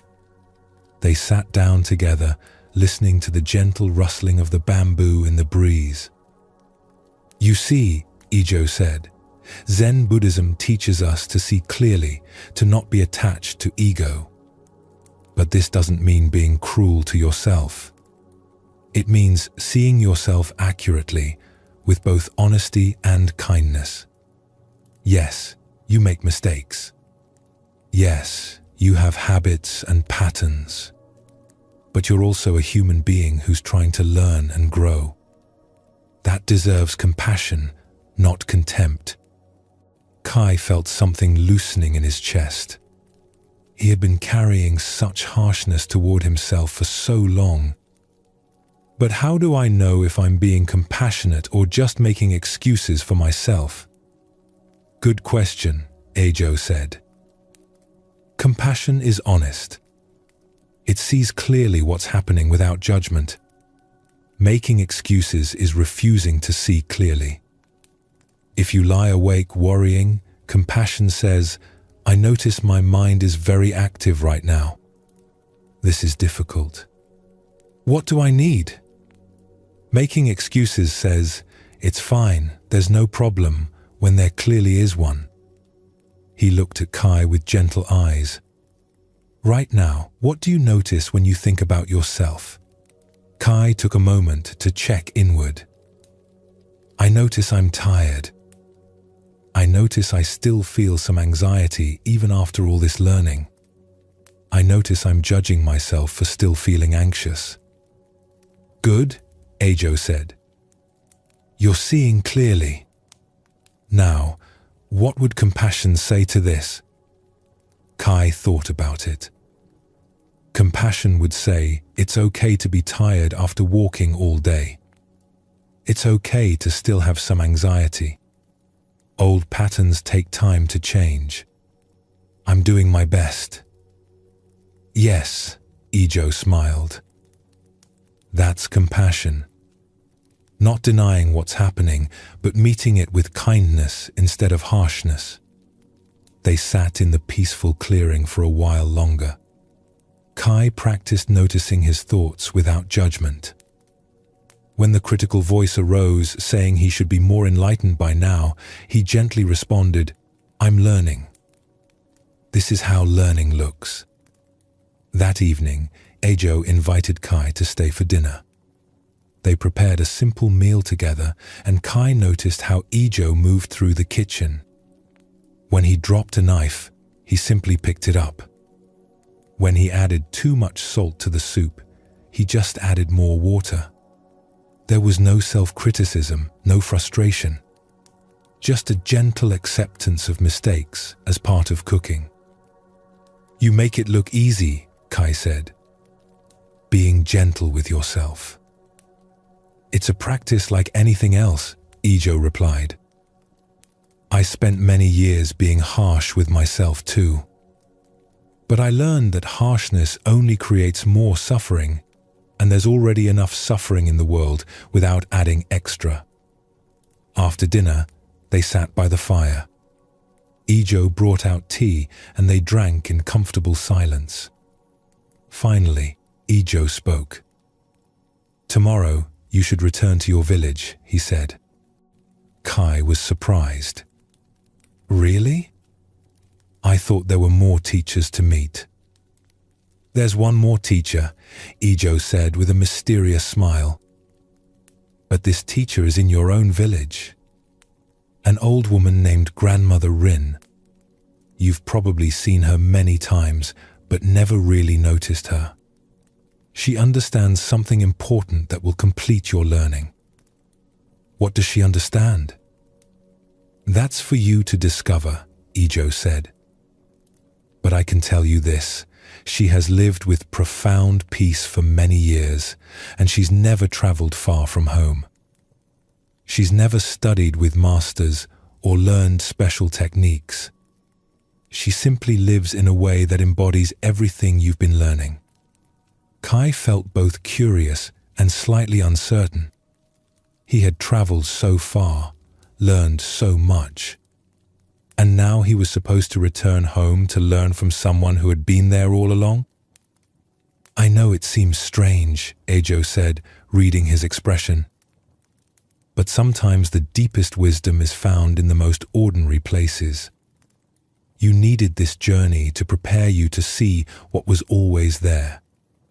That night, before sleep, Ajo gave Kai one more teaching. "As you lie down, practice being a friend to yourself. When you notice your mind being active or your body feeling restless, speak to yourself the way you would speak to someone you care about. It's okay.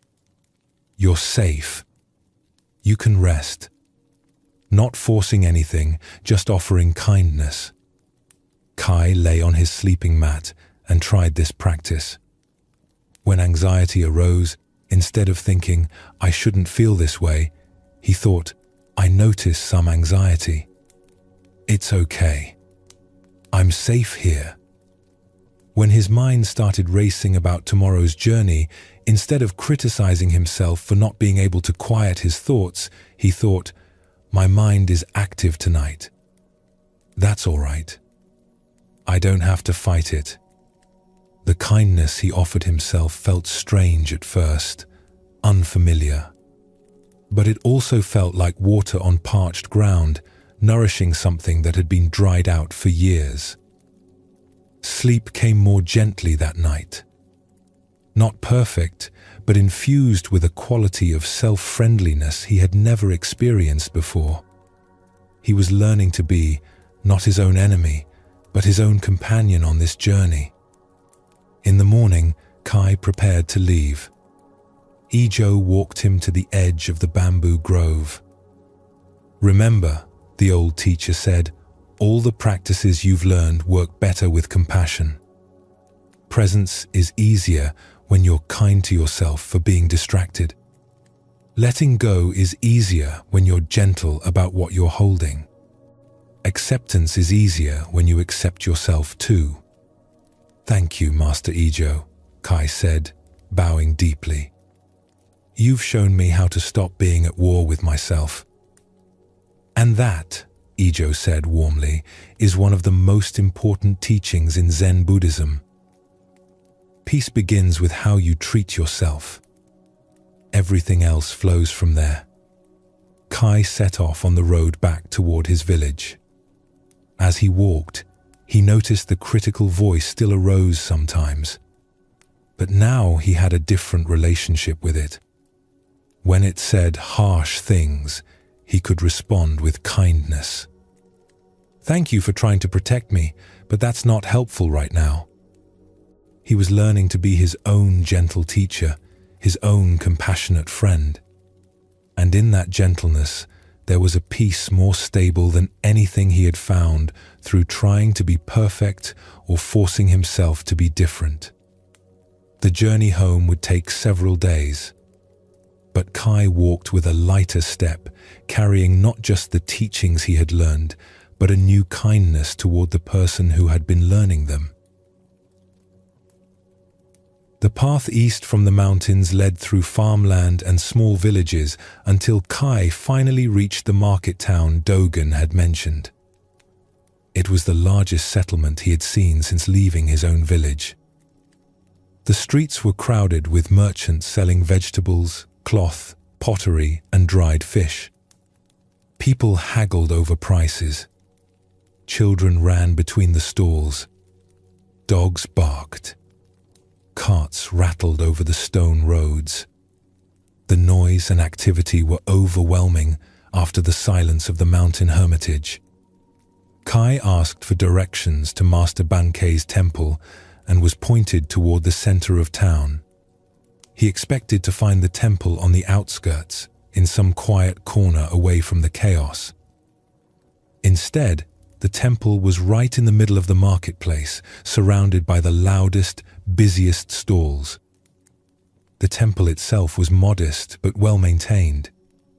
Its doors stood open, and Kai could hear the sounds of the market flowing freely inside. He stepped through the entrance and found himself in a large room where several people sat in meditation. But unlike any meditation hall Kai had seen before, this one made no attempt to block out the world. The windows were open. The sounds of merchants shouting and customers bargaining filled the space. Someone was playing a flute badly somewhere nearby. A baby was crying. And in the midst of all this noise and activity, a group of people sat peacefully, eyes closed or softly open, completely at ease.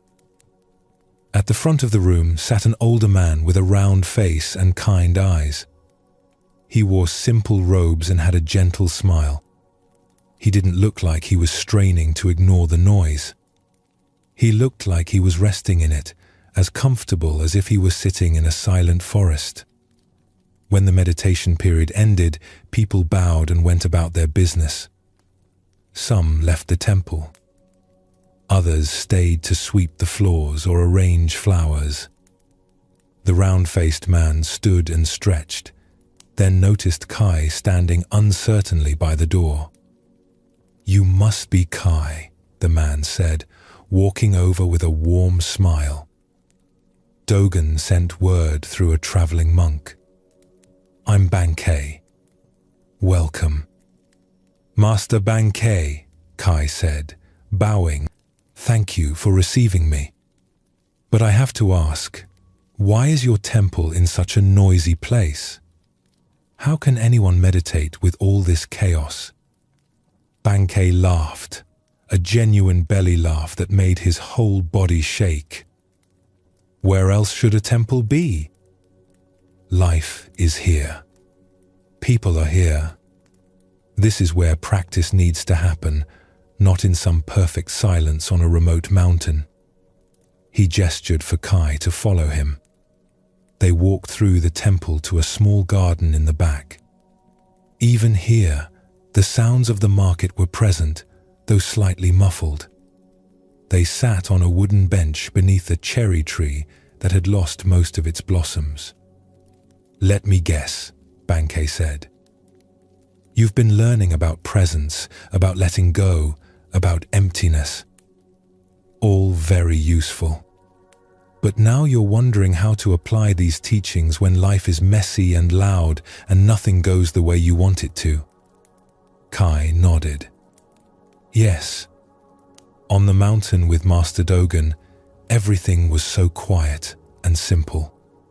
But here, I can feel my old anxiety coming back. The noise, the crowds, the chaos. I thought I was making progress, but maybe I was just hiding in peaceful places. Good observation, Bankei said.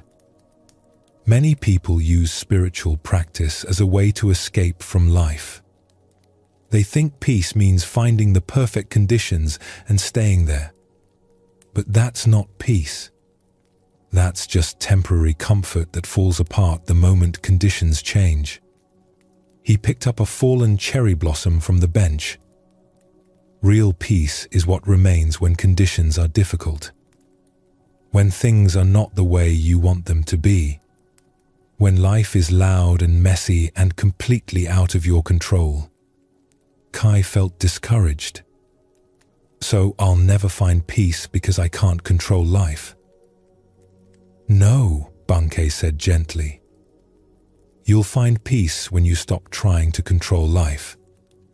When you accept what is, rather than constantly fighting for what should be. He settled back against the bench. Let me tell you about someone I knew who learned this the hard way. There was a farmer named Takeshi who lived in the countryside north of here.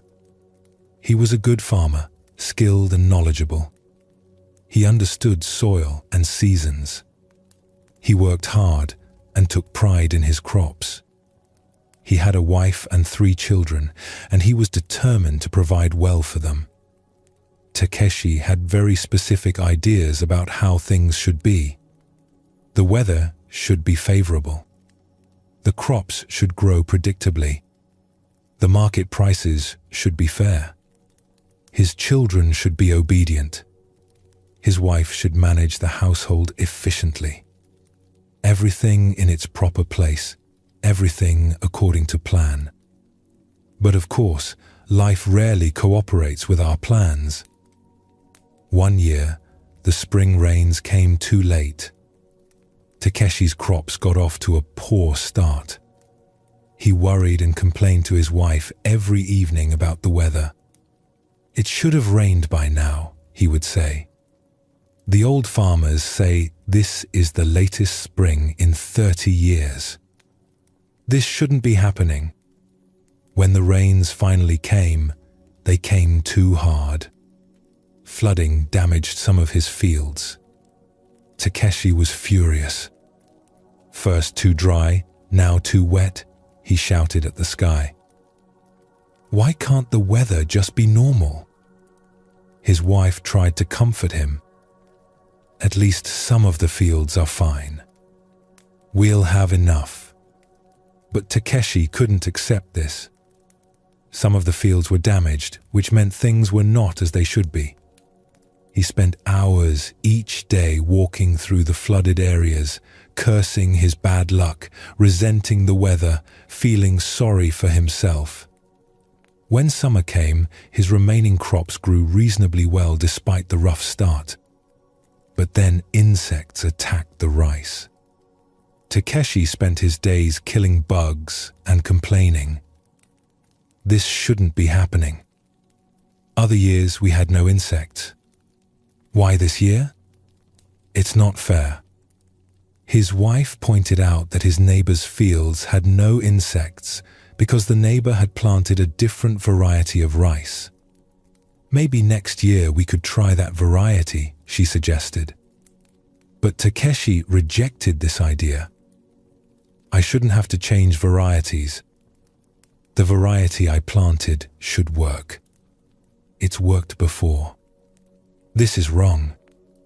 Everything that didn't match his expectations, Takeshi experienced as a personal injustice. The weather shouldn't be this way. The insects shouldn't be here. His son shouldn't have scraped his knee playing. His daughter shouldn't have dropped the water bucket. His wife shouldn't have burned the rice that one time. He lived in a constant state of resistance to reality. And this resistance made him miserable. It also made him unpleasant to be around.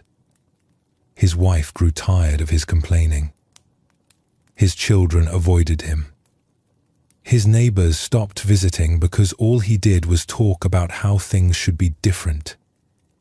By the time harvest came, Takeshi had worked himself into a state of bitter exhaustion. Yes, his yield was lower than usual. But it wasn't a disaster. His family had enough to eat and some extra to sell. They would be fine. But Takeshi couldn't see this because he was too busy resenting everything that hadn't gone according to his plan. One day, a traveling monk stopped at Takeshi's farm asking for food and shelter. Takeshi's wife welcomed him and prepared a meal. During dinner, Takeshi complained as usual about the terrible year he had endured. The monk listened patiently. When Takeshi finally finished his litany of complaints, the monk asked a simple question. "Did the weather consult you before deciding when to rain?" Takeshi looked confused. "What?" "Of course not." "Did the insects ask your permission before eating your rice?" "No, that's my point. They shouldn't have." "Shouldn't have?" The monk raised his eyebrows. "Based on what?" "Your preference? Do you think the universe is obligated to arrange itself according to your wishes?" Takeshi felt defensive. "I'm just saying things should be better. It's not unreasonable to want favorable weather and healthy crops." "Wanting is not the same as demanding," the monk said. "You can prefer certain conditions without requiring them. The suffering you're experiencing isn't coming from the late rains or the insects. It's coming from your refusal to accept reality as it is." "So I should just accept bad things happening?" "The things aren't bad or good," the monk replied. "They're just things. Rain comes late sometimes. Insects eat crops. This is how nature works. You're adding the judgment bad and then adding the resistance this shouldn't be. Both of those additions create your suffering." Takeshi sat quietly, disturbed by this perspective. The monk continued. "Every moment, you're in a war with reality. Reality does something and you say, 'No, that's wrong, that shouldn't happen.' Reality does something else, and again you say no. You're exhausting yourself fighting an opponent that never loses. Reality always wins, because reality is what's already happening. So I should just give up? Stop trying to make things better?" "Not at all," the monk said. "You can work with conditions as they are. You can plant different rice next year. You can adapt to late rains. You can respond skillfully to insects. But you can do all of this without the layer of resistance and resentment, without the constant complaint that things should be other than they are." That night, lying in bed, Takeshi thought about what the monk had said. He realized he had been making himself miserable all year over things he couldn't control. The late rain had been frustrating for a few days, but then he had carried that frustration for months, replaying it, resenting it, building a story about his terrible luck. The insects had been a challenge for a few weeks, but he had turned that challenge into a months-long grudge against reality itself. He thought about his neighbor who had planted different rice and had no insect problems. The neighbor hadn't complained. He had just quietly adapted. He had worked with conditions as they were, not as he wished they were.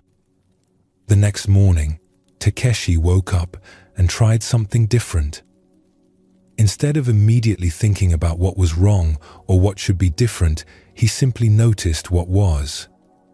The sun was rising. His body was healthy enough to get out of bed. His family was safe. His remaining crops were growing. Were conditions perfect? No.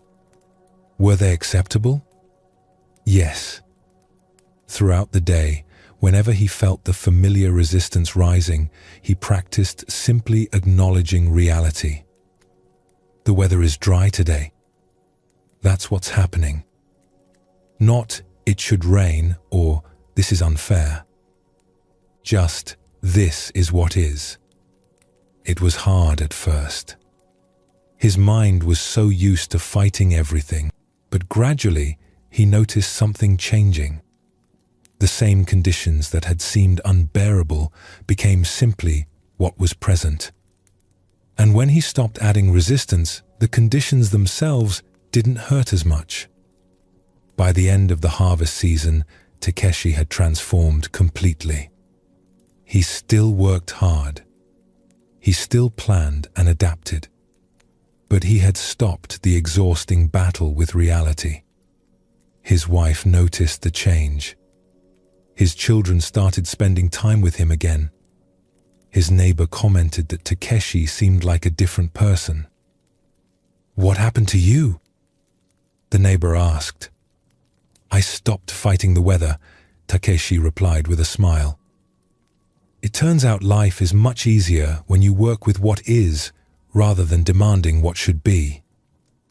Bankei looked at Kai. Takeshi's story shows something essential about Zen Buddhism. So much of our suffering comes from resistance, from demanding that reality be different than it is. The late rains weren't suffering. Takeshi's refusal to accept them was suffering. Kai nodded slowly. He recognized this pattern in himself. How many nights had he lain awake thinking, "I shouldn't feel anxious," or "My mind shouldn't be racing," or "I should be able to sleep"? He had been at war with his own experience, demanding it be different, and that war was exhausting. "I do this with my own mind," Kai said. "I think my thoughts shouldn't be racing. My anxiety shouldn't be here. I should be peaceful. But the thoughts are here. The anxiety is here. I'm just making it worse by fighting it." "Yes," Bankei said warmly. "You're beginning to understand. The restless mind isn't the problem. The refusal to have a restless mind is the problem." He stood up and gestured for Kai to follow him back inside. They walked through the temple, where the afternoon market noise was even louder than before. Someone was having an argument right outside the window. A cart rolled by with a squeaking wheel. Children were playing some loud game. Bankei sat down on a cushion and invited Kai to do the same. "Sit here and meditate with me for a while." Kai sat down and closed his eyes.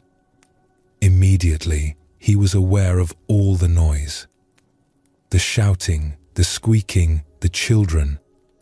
His mind wanted to resist it. "This shouldn't be here. I can't meditate with all this noise. It should be quiet." But then he remembered Bankei's teaching. He practiced simply accepting the sounds. They were here. That was reality.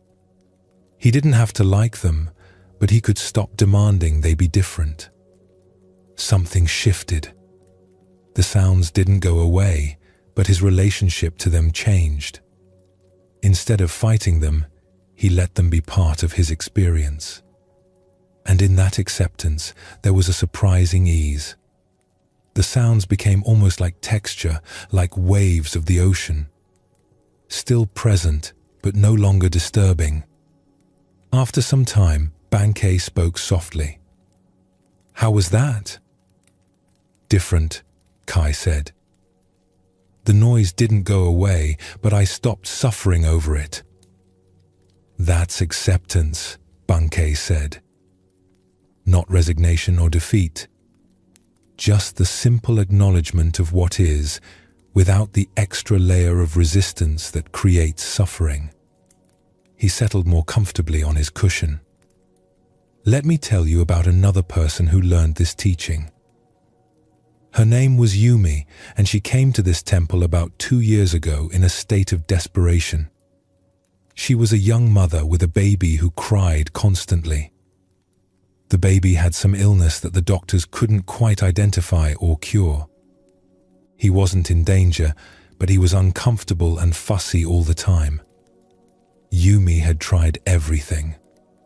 Different foods, different ways of holding him, different remedies from different healers. Nothing worked. The baby cried and cried and cried. The constant crying was breaking Yumi apart. She wasn't sleeping. She was exhausted. But worse than the physical exhaustion was the mental torture she was putting herself through. This shouldn't be happening, she would think. Other babies don't cry this much. My baby should be happy and peaceful. There must be something wrong that I'm not seeing. I must be a bad mother. She came to the temple one afternoon, the crying baby in her arms, tears streaming down her face. "Master Bankei," she said, "I can't take this anymore. My baby won't stop crying. I've tried everything. I don't know what to do. I'm failing as a mother." I invited her to sit down right here in this meditation hall, even though the baby was crying loudly. Other people were trying to meditate, but I gestured for them to continue their practice. "Tell me," I said to Yumi, "what would it mean if you accepted that your baby cries?" She looked shocked. "Accept it? I can't accept it. He's suffering. I need to fix it." "You've been trying to fix it for months," I pointed out. "You've tried everything you can think of. You've seen doctors and healers. You're doing everything a good mother should do. But still, the crying continues. So what if you accepted that this is how things are right now?" "But he shouldn't be crying this much," Yumi protested. "According to what?" I asked. "According to your image of how babies should be? But this baby is not that image. This baby is this baby. And right now, this baby cries a lot. That's the reality." Yumi started crying again. "But it's so hard. I can't sleep. I can't think. I feel like I'm losing my mind." "Yes," I said gently. "It is hard. And you're making it harder by demanding it be different. You're experiencing the crying, which is difficult. And on top of that, you're experiencing your resistance to the crying, your belief that it shouldn't be happening, your guilt that you can't fix it. That's 3 layers of suffering when one would be enough." She sat with this for a moment, rocking the crying baby. "So what do I do?" "You acknowledge what is," I said. "Right now, you have a baby who cries a lot. You don't know why. You can't fix it immediately. These are the facts. Can you let these facts be true without adding the story that they're wrong or that you're failing?" "It feels like giving up," Yumi said. "There's a difference between acceptance and giving up," I explained. Giving up means stopping your care and effort. Acceptance means continuing to care while recognizing that outcomes are not fully in your control. You can keep trying things, keep seeking help, keep being the best mother you can be. But you can do all of this without the torture of demanding that reality be different right now. I asked Yumi to try an experiment. For the next hour, practice accepting exactly what is. The baby is crying. That's what's happening. You feel tired. That's what's happening. Your mind wants it to be different. That's also what's happening. Just let all of it be exactly as it is without trying to change any of it. She looked doubtful, but agreed to try.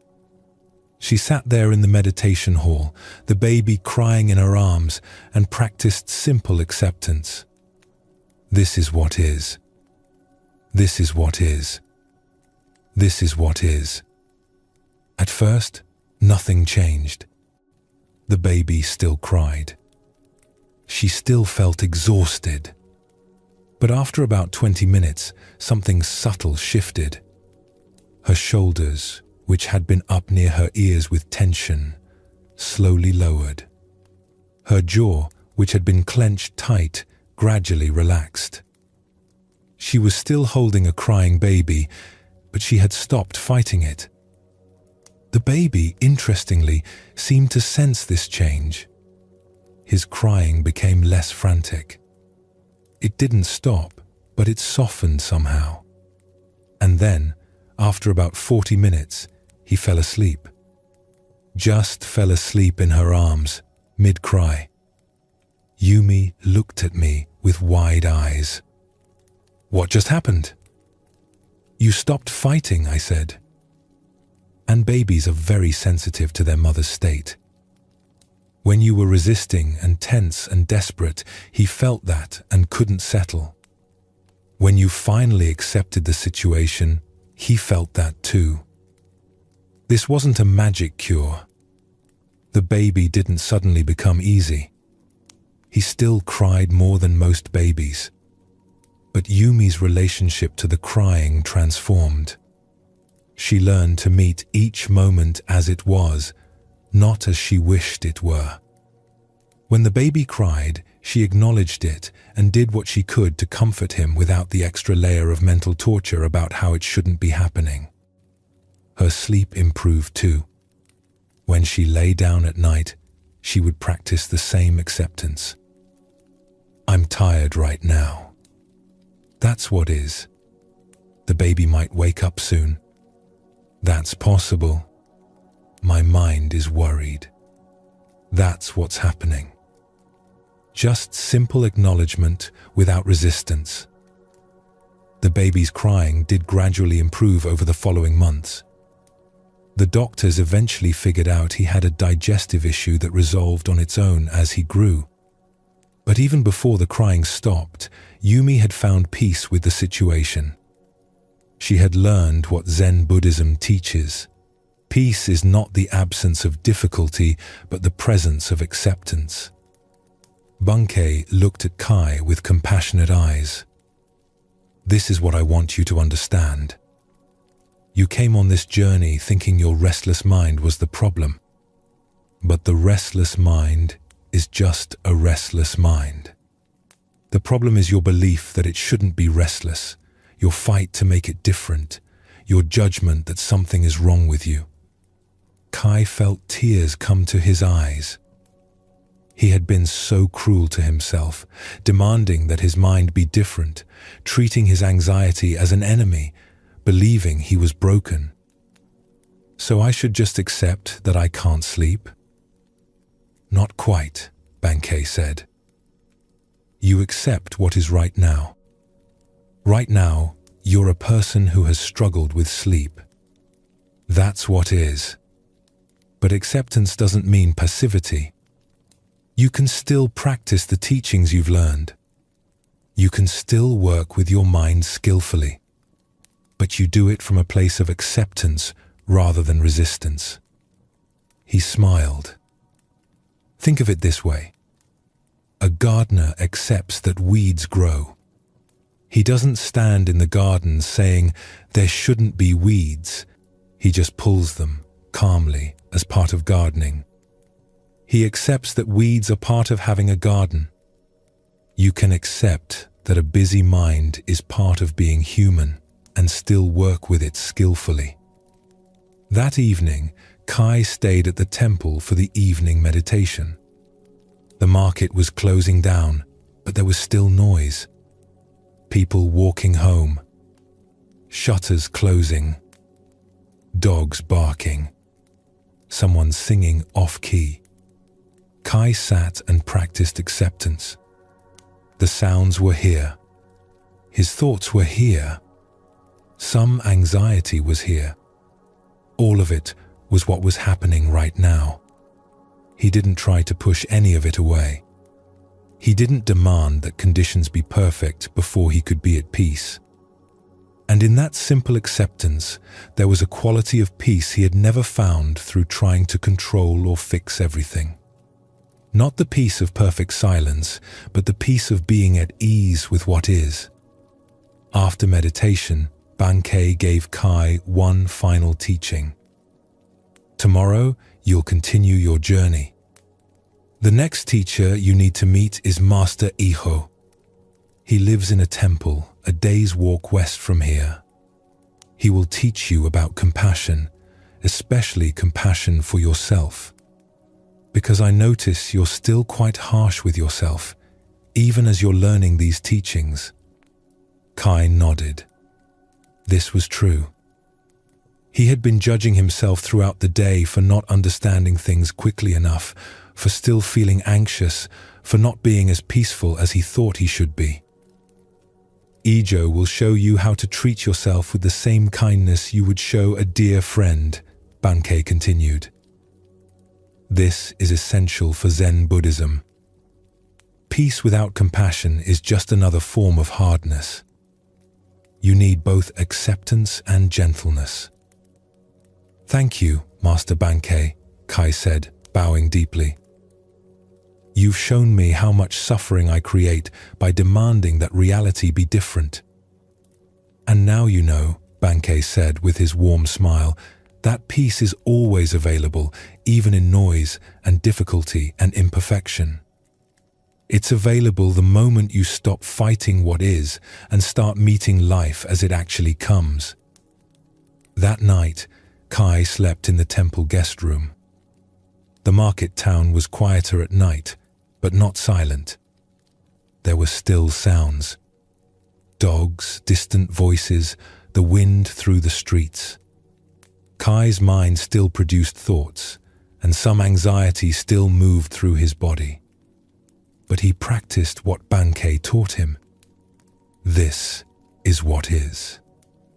And in that simple acceptance, without demanding that everything be perfect before he could rest, sleep came more naturally than it had in years. Not perfect sleep. Not dreamless peace. Just ordinary sleep, accepted as it was, which turned out to be enough. The journey back to his village took Kai 3 days. The roads were familiar now, each turn and landmark bringing memories. He had walked this way when leaving, his mind full of desperation and hope. Now he walked back changed, though he couldn't quite say how. He practiced as he walked, being present to each step, letting thoughts flow through without holding them, resting in the awareness beneath his identity, accepting what was, speaking kindly to himself when the critical voice arose. All the teachings were with him, woven together like threads in cloth. As Kai approached his village on the afternoon of the 3rd day, he felt a strange mixture of feelings. Nervousness about seeing his family again. Curiosity about this grandmother Rin he was supposed to find. And underneath it all, a quiet steadiness that hadn't been there before. The village looked exactly the same. The same houses, the same streets, the same people going about their daily lives. But Kai saw it all differently now. He noticed things he had never paid attention to before. The way afternoon light fell on the stone walls. The sound of children playing by the well. The smell of cooking fires starting up for the evening meal. He passed his family's grain shop. Through the window, he could see his brother weighing out rice for a customer. His mother was in the back, organizing supplies. They looked busy and content. Kai felt a pang of guilt for leaving, but then remembered Eijo's teaching about compassion. He had done what he needed to do. They had managed without him. Everyone was okay. Kai asked an older man where he might find Grandmother Rin. The man pointed to a small house at the edge of the village near the vegetable fields. Old Rin? She's usually in her garden this time of day. Kai walked to the house. It was simple, like all the houses in the village, with a small garden in front. And there, tending to the vegetables with careful attention, was an old woman he had seen 100 times but never really noticed. Grandmother Rin was bent with age, her face deeply lined, her hair completely white. She wore simple, faded clothes and moved slowly as she worked. There was nothing remarkable about her at first glance.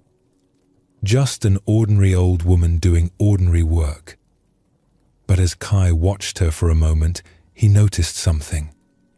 She moved with complete attention, the way Hakuin had moved in his garden. She seemed utterly at peace, the way Suen had been by the river. She worked with acceptance of what was, like Bankei. And there was a gentle quality to how she treated even the plants, like Echo's compassion. Kai approached the low fence around her garden. "Grandmother Rin?" She looked up and smiled, her face creasing into 1,000 wrinkles. Her eyes were bright and clear despite her age. "You must be young Kai." The boy from the grain shop who went traveling. She straightened up slowly, one hand on her back. "I heard you'd left to find peace. Did you find it?" "I think I'm beginning to," Kai said. "Master Eho sent me to learn from you." Grandmother Rin laughed, a dry, pleasant sound. "Learn from me? I'm just an old woman growing vegetables. But come in, come in. We'll have tea." She led Kai through her small house. It was neat and simple. A sleeping mat, a low table, a few dishes, a small altar with flowers. Nothing extra, but nothing neglected. Everything seemed to be exactly where it should be. They sat at her table and she prepared tea with unhurried movements. Each action seemed complete in itself. Fetching the water, heating it over the fire, preparing the cups. There was no sense of hurry, no sense that she was eager to get to something else. This moment, making tea, was enough. When she poured the tea, Kai noticed her hands were gnarled with age and work, but they held the pot steadily. She served him first, then herself, and they drank in comfortable silence. "So," Grandmother Rin finally said, "what did the masters teach you?" Kai thought about how to summarize his journey. "Master Hakuin taught me about being present. Master Soen taught me about letting go. Master Dogen showed me emptiness. Master Bankei taught acceptance. Master Ijo taught compassion." "Good teachings," she nodded. "All true. But what are you supposed to learn from me?" "I don't know," Kai admitted. "Ijo said you've lived with profound peace your whole life, but you've never studied with masters or learned special techniques. He said you simply live in a way that embodies all these teachings." Grandmother Rin laughed again. "He gives me too much credit. I don't embody anything. I just live." "But how?" Kai asked. "How do you live with such peace?" She sipped her tea thoughtfully. "Let me tell you about my life, and maybe you'll see. There's no secret, nothing special. Just an ordinary life, lived simply. I was born in this village 78 years ago. My father was a farmer, my mother a weaver. I was the youngest of 5 children. We didn't have much, but we had enough. I grew up helping with the farm work, learning to plant and harvest, to read the weather and the seasons. When I was 18, I married a man from the neighboring village. He was a good man, steady and kind. We had 3 children together, 2 daughters and a son. We built this little house. He worked in the fields, and I tended the garden and raised the children. It was an ordinary life. We had good years and hard years. Some harvests were abundant, some were poor. The children got sick sometimes, but they recovered. My husband and I argued occasionally, then made peace. Nothing dramatic, nothing special. Just the ordinary flow of life. I never had big questions about meaning or purpose. I just did what needed to be done each day. Feed the children. Tend the garden. Cook the meals. Mend the clothes. Sleep when tired. Wake when rested. Simple things, done with attention. My husband died 15 years ago. The children are grown now with families of their own. They live in other villages, visiting when they can. So now I live alone, which is also fine. I tend my garden. I help neighbors when they need it.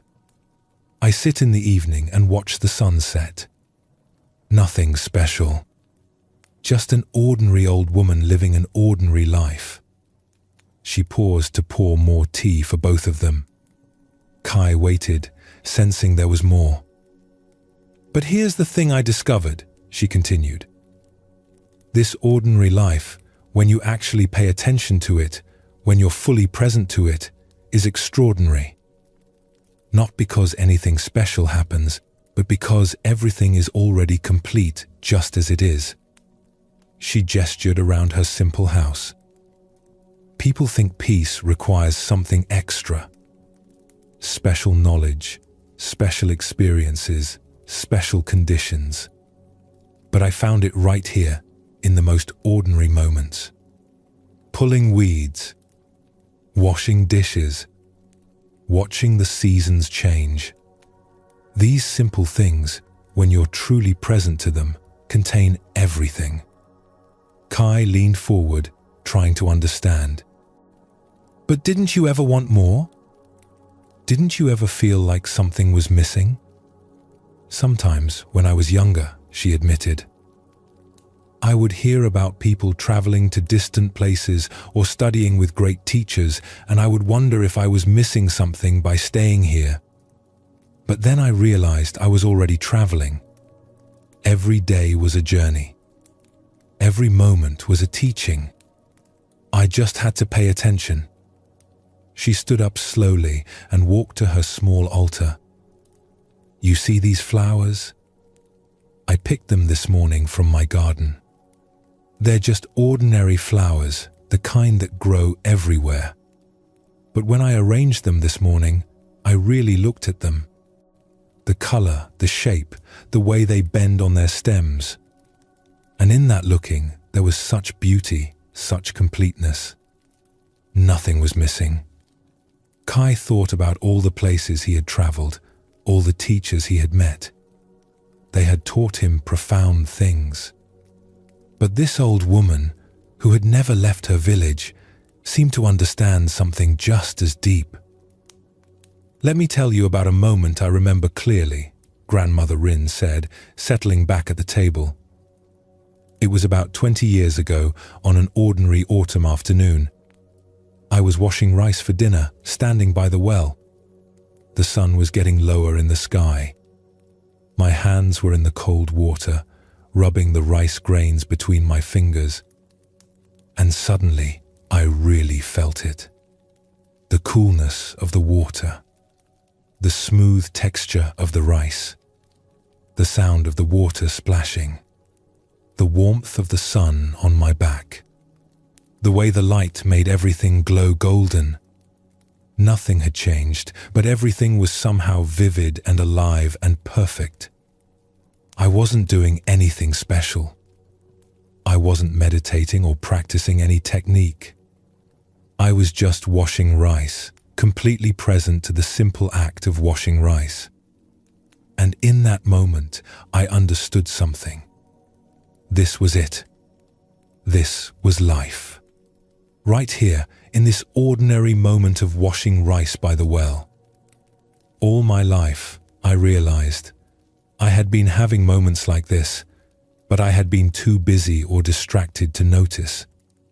When I nursed my babies, really feeling their weight in my arms and their breath against my chest. When I worked in the garden, my hands in the soil, the sun warm on my neck. When I sat with my husband in the evening, not talking, just being together. These weren't breaks from real life. These were real life. And they had been here all along, waiting to be noticed. After that moment by the well, I started paying more attention. Not in a forced way, not trying to make every moment special. Just being present to what was actually happening. Chopping vegetables, sweeping the floor, feeding the chickens, walking to the market. Each simple action, when I was really there for it, was complete and satisfying. But what about when things are difficult? Kai asked. When there's pain or loss or hardship? Those are part of life too, Grandmother Rin said simply. When my husband died, I grieved. It hurt. But I was present to the grief, not trying to escape it or pretend it wasn't happening. I cried when I needed to cry. I felt lonely when loneliness came. And gradually, naturally, the grief softened and changed, the way everything changes. She looked at Kai with those clear old eyes. You see, I think people often misunderstand what peace means. They think it means feeling happy all the time or having no problems. But that's not peace. That's just favorable conditions which come and go. Real peace is being fully present to life as it actually is, pleasant or unpleasant, easy or difficult. Kai nodded slowly. The masters taught me similar things. But somehow, hearing it from you, it feels different, more accessible. Because I'm not a master, she smiled. I'm just someone who learned to be where I am. You don't need special knowledge for that. You just need to stop running away from your own life. She stood up. Come, help me in the garden before it gets dark. We can talk while we work. They went outside and Grandmother Rin showed Kai what needed to be done. Pulling a few weeds, checking the vegetables, watering the plants that looked dry. Simple tasks done with care. As they worked side by side, she continued talking. You know, when you left the village to find peace, everyone understood. Poor Kai, they said. He can't sleep. He needs help. And maybe you did need to go. Maybe the journey was necessary for you. But the funny thing is, what you were looking for was also right here, in your own village, in your own life. I don't think I could have seen it before, Kai said, gently pulling weeds around a tomato plant. I needed to learn from the masters first. Perhaps, she agreed. Or perhaps you just needed to be ready to see it. Sometimes we have to look far away before we can see what's close. They worked in silence for a while. Kai noticed he was completely absorbed in the simple task. His hands in the soil, the smell of earth, the evening air cooling, the sound of birds settling for the night. Nothing special, nothing dramatic, but somehow complete, somehow enough. Grandmother Rin, Kai said after a while, how do you sleep at night? She laughed. I lie down when I'm tired and I sleep. Nothing complicated. But don't you have thoughts? Worries? Oh, thoughts come, she said. I'm old. I think about my health sometimes, about my children, about whether the garden will do well. But I don't hold on to the thoughts. They come, I notice them, they go, like clouds passing by, and then I sleep. How did you learn to do that? She thought about this while tying up a vine. I don't know if I learned it exactly. I just noticed that fighting with my thoughts made them stronger. When I would lie awake thinking, I shouldn't be thinking about this, the thoughts would multiply. But when I just let them be there, like visitors passing through, they would eventually quiet down on their own. She straightened up, one hand on her back again. I think that's what all your masters were teaching you in different ways. Stop fighting. Stop demanding things be different. Just be present to what is, with acceptance and kindness. Whether you're sitting in meditation or washing dishes or lying down to sleep, it's all the same practice. As the sun set, they finished the garden work and went back inside. Grandmother Rin lit a small lamp and prepared a simple dinner. Rice, pickled vegetables, miso soup. Nothing fancy, but prepared with care and eaten with attention. After dinner, she showed Kai where he could sleep. Stay tonight, she said.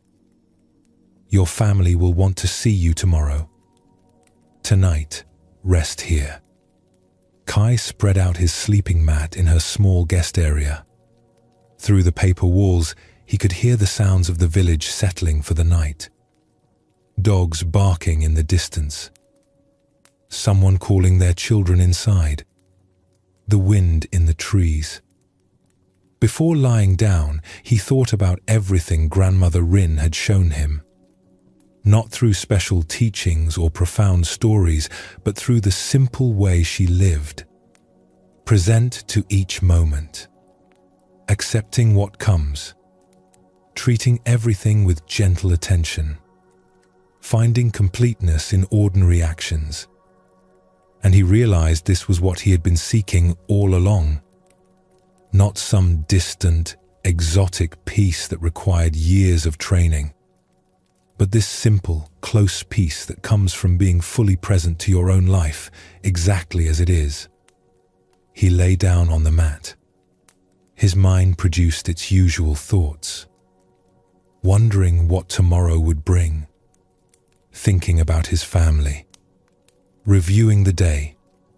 But now, he didn't fight the thoughts. He let them flow through, like Soan's river.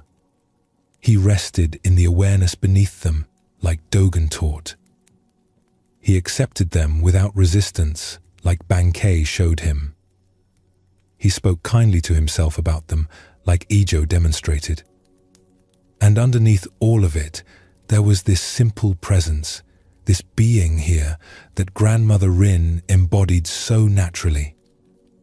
In the morning, Kai woke to the sound of Grandmother Rin already moving about, preparing tea. The early light was soft through the paper windows. He felt rested in a way that wasn't about how many hours he had slept, but about a deeper quality of rest. They had tea together in the quiet morning. Finally, Grandmother Rin spoke. So, will you go back to your family's shop? Kai had been wondering this himself. I think so. Not because I have to, but because it's my life. And I see now that peace isn't somewhere else. It's in how I meet whatever is in front of me. Good, she nodded approvingly. Zen Buddhism isn't about escaping your life. It's about being fully present to the life you have. Whether that's running a grain shop or tending a garden or anything else. She poured more tea. You know, You'll probably forget these teachings sometimes. You'll get busy and distracted. Your mind will race again. You might have trouble sleeping again. This is normal. The teachings aren't meant to make you perfect. They're just meant to give you a way back when you notice you've wandered off. A way back to what? Kai asked. To here, she said simply. To now. To the only place and time where life actually happens. Kai spent the rest of the morning with Grandmother Rin, helping with small tasks around her house. Sweeping the floor, washing dishes, checking the garden again. Each simple action felt complete, satisfying. Nothing special, but somehow enough. Before he left, she walked him to her gate. "Thank you for visiting an old woman," she said with a smile. "Thank you for teaching me," Kai replied, bowing deeply. "I didn't teach you anything you didn't already know," she said. "I just reminded you. That's what teachers do. We point at what's already here."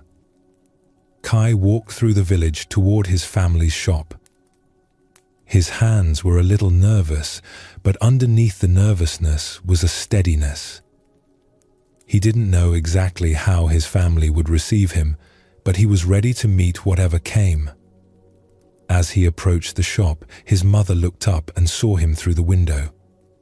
Her face lit up, and she rushed to the door. "Kai, you're back."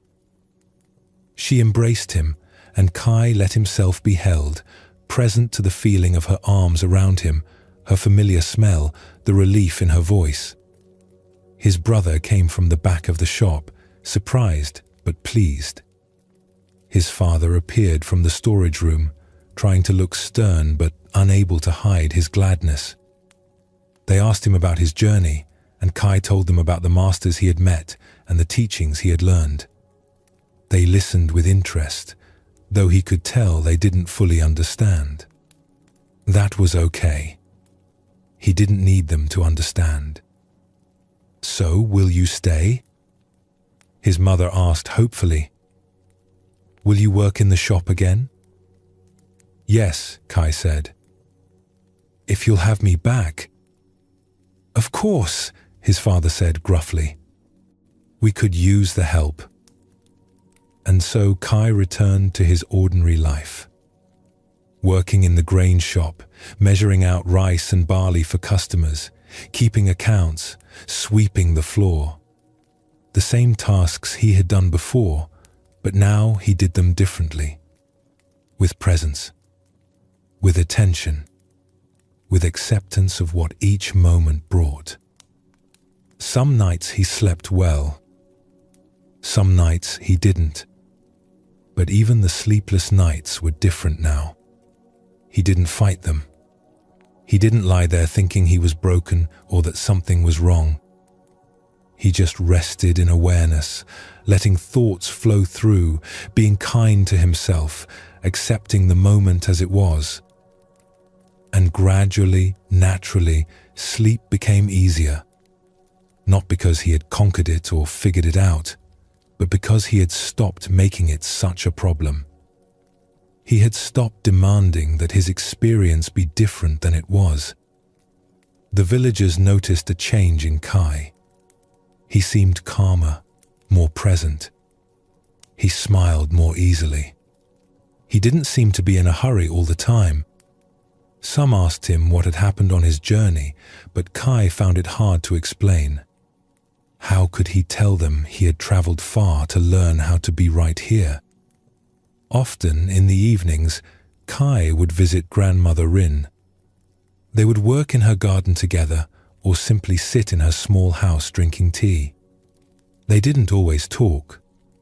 Sometimes they just sat in comfortable silence, two people being present to the moment, finding completeness in the simple act of sitting together. One evening, months after his return, Kai was sitting with Grandmother Rin watching the sunset. The sky was orange and pink, the air was cooling, and everything was quiet and peaceful. "You know," Kai said, "when I first left the village, I thought peace was something I needed to find somewhere else. Something special that only masters could teach.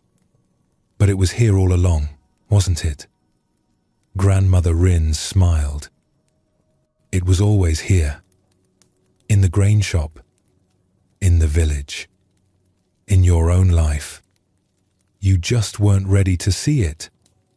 Sometimes we need to search far away before we can appreciate what's close."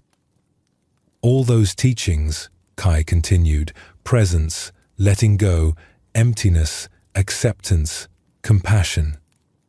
You live them all without thinking about them. Because they're not separate things, she said. They're all just different ways of describing the same thing. Being fully present to life as it is. Nothing more complicated than that. They sat in silence as the sun disappeared behind the mountains. Kai felt a deep contentment, not because everything in his life was perfect, but because he was fully here for the life he had. This simple, ordinary life that turned out to be extraordinary when you actually paid attention to it. "Thank you," Kai said quietly, "for showing me that the most profound wisdom is found in the most ordinary places." "And thank you," Grandmother Rin replied, "for reminding an old woman that her simple life has value. Sometimes we need someone to come back from a journey before we can see what was always precious about home." As darkness fell over the village, Kai felt a peace more stable than anything he had imagined when he first set out. Not the peace of having no problems or challenges, but the peace of being fully present to whatever life brings. The peace that Zen Buddhism had been pointing to all along, hidden in plain sight, waiting in each ordinary moment. The seasons turned, and Kai settled back into village life. Winter came with cold winds and early darkness. Spring brought rain and new growth. Summer heated the fields and lengthened the days. Autumn arrived with harvest and preparation for winter again. Through it all, Kai worked in the grain shop, lived with his family, and practiced what he had learned. But practice looked different now than he had imagined. It wasn't something separate from daily life, something he did in addition to his regular activities. It was simply how he met each moment as it came. Kai's journey took him far from home, only to discover that what he sought had been waiting in the most ordinary places all along. Through mountains and rivers, temples and marketplaces, he learned the simple truths of Zen Buddhism. Not complicated philosophies, but gentle reminders of what it means to be fully alive. Tonight, you've explored the gentle wisdom of Zen Buddhism through stories and teachings that have been passed down for centuries. Simple truths about finding peace, not through complicated practices, but through being fully present to your own life. And you've seen how the extraordinary lives within the ordinary. How peace isn't found in distant places or perfect conditions, but right here in simple moments. In breathing, in resting, in the quiet acceptance of this night. The wisdom of Zen Buddhism isn't something to memorize or master. It's something to return to, gently, whenever you notice you've wandered away. Like coming home after a long journey, only to discover home was never really left behind. You don't need to hold these teachings tightly.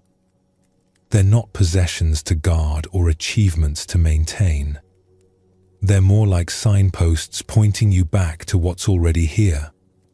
Back to this breath. Back to this moment. Back to the natural peace that exists when you stop fighting with your own experience. Each teaching supports the others. Presence helps you notice when you're holding too tightly. Letting go creates space for acceptance. Acceptance allows compassion to arise naturally. And all of it together helps you rest in the awareness that you already are, beneath all the thoughts and worries and identities. Tonight, as sleep approaches, you can trust these teachings to support you even when you're not thinking about them. They've already begun their quiet work, loosening the grip of old patterns, creating space for natural rest to unfold. You've learned about presence, the practice of returning again and again to this moment, this breath, instead of dwelling in yesterday or worrying about tomorrow.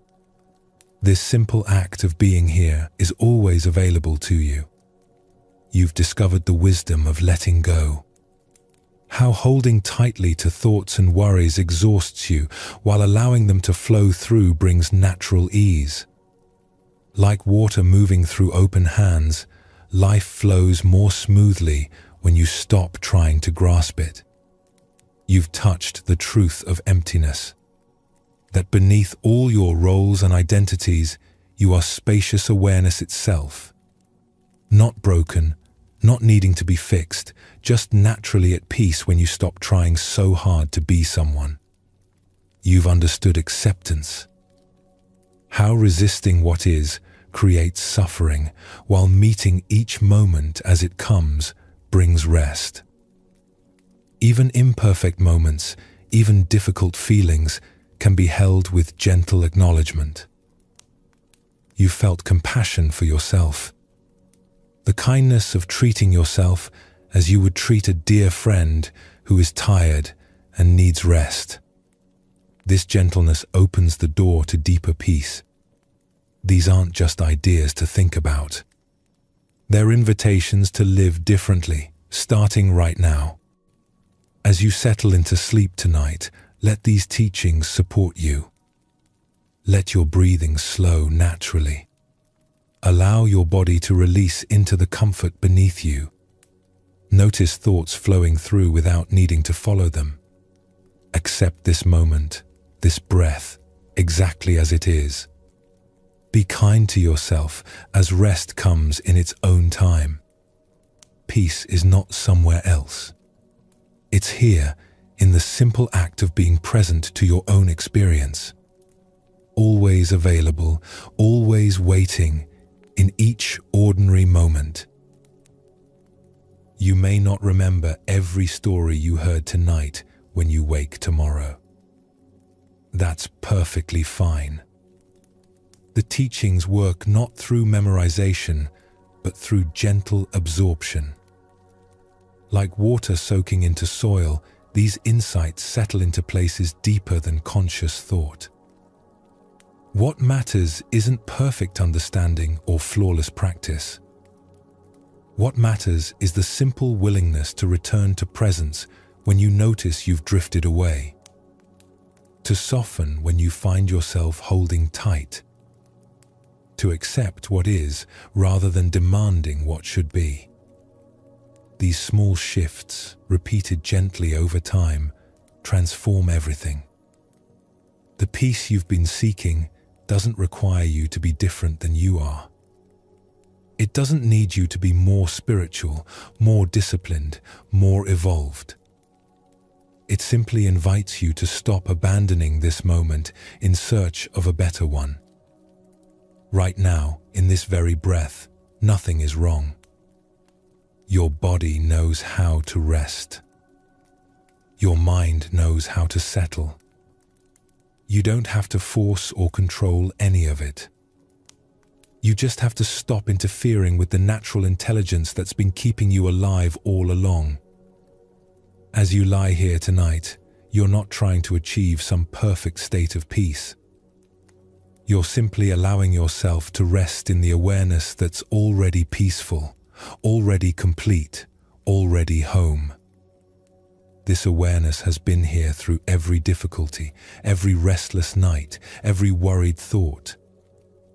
Steady and unchanged, waiting for you to notice it. The journey always leads back here, to this moment, to this breath. to the simple, profound peace of being exactly where you are. Sleep well, and thank you for joining us here at Sleepy Monk.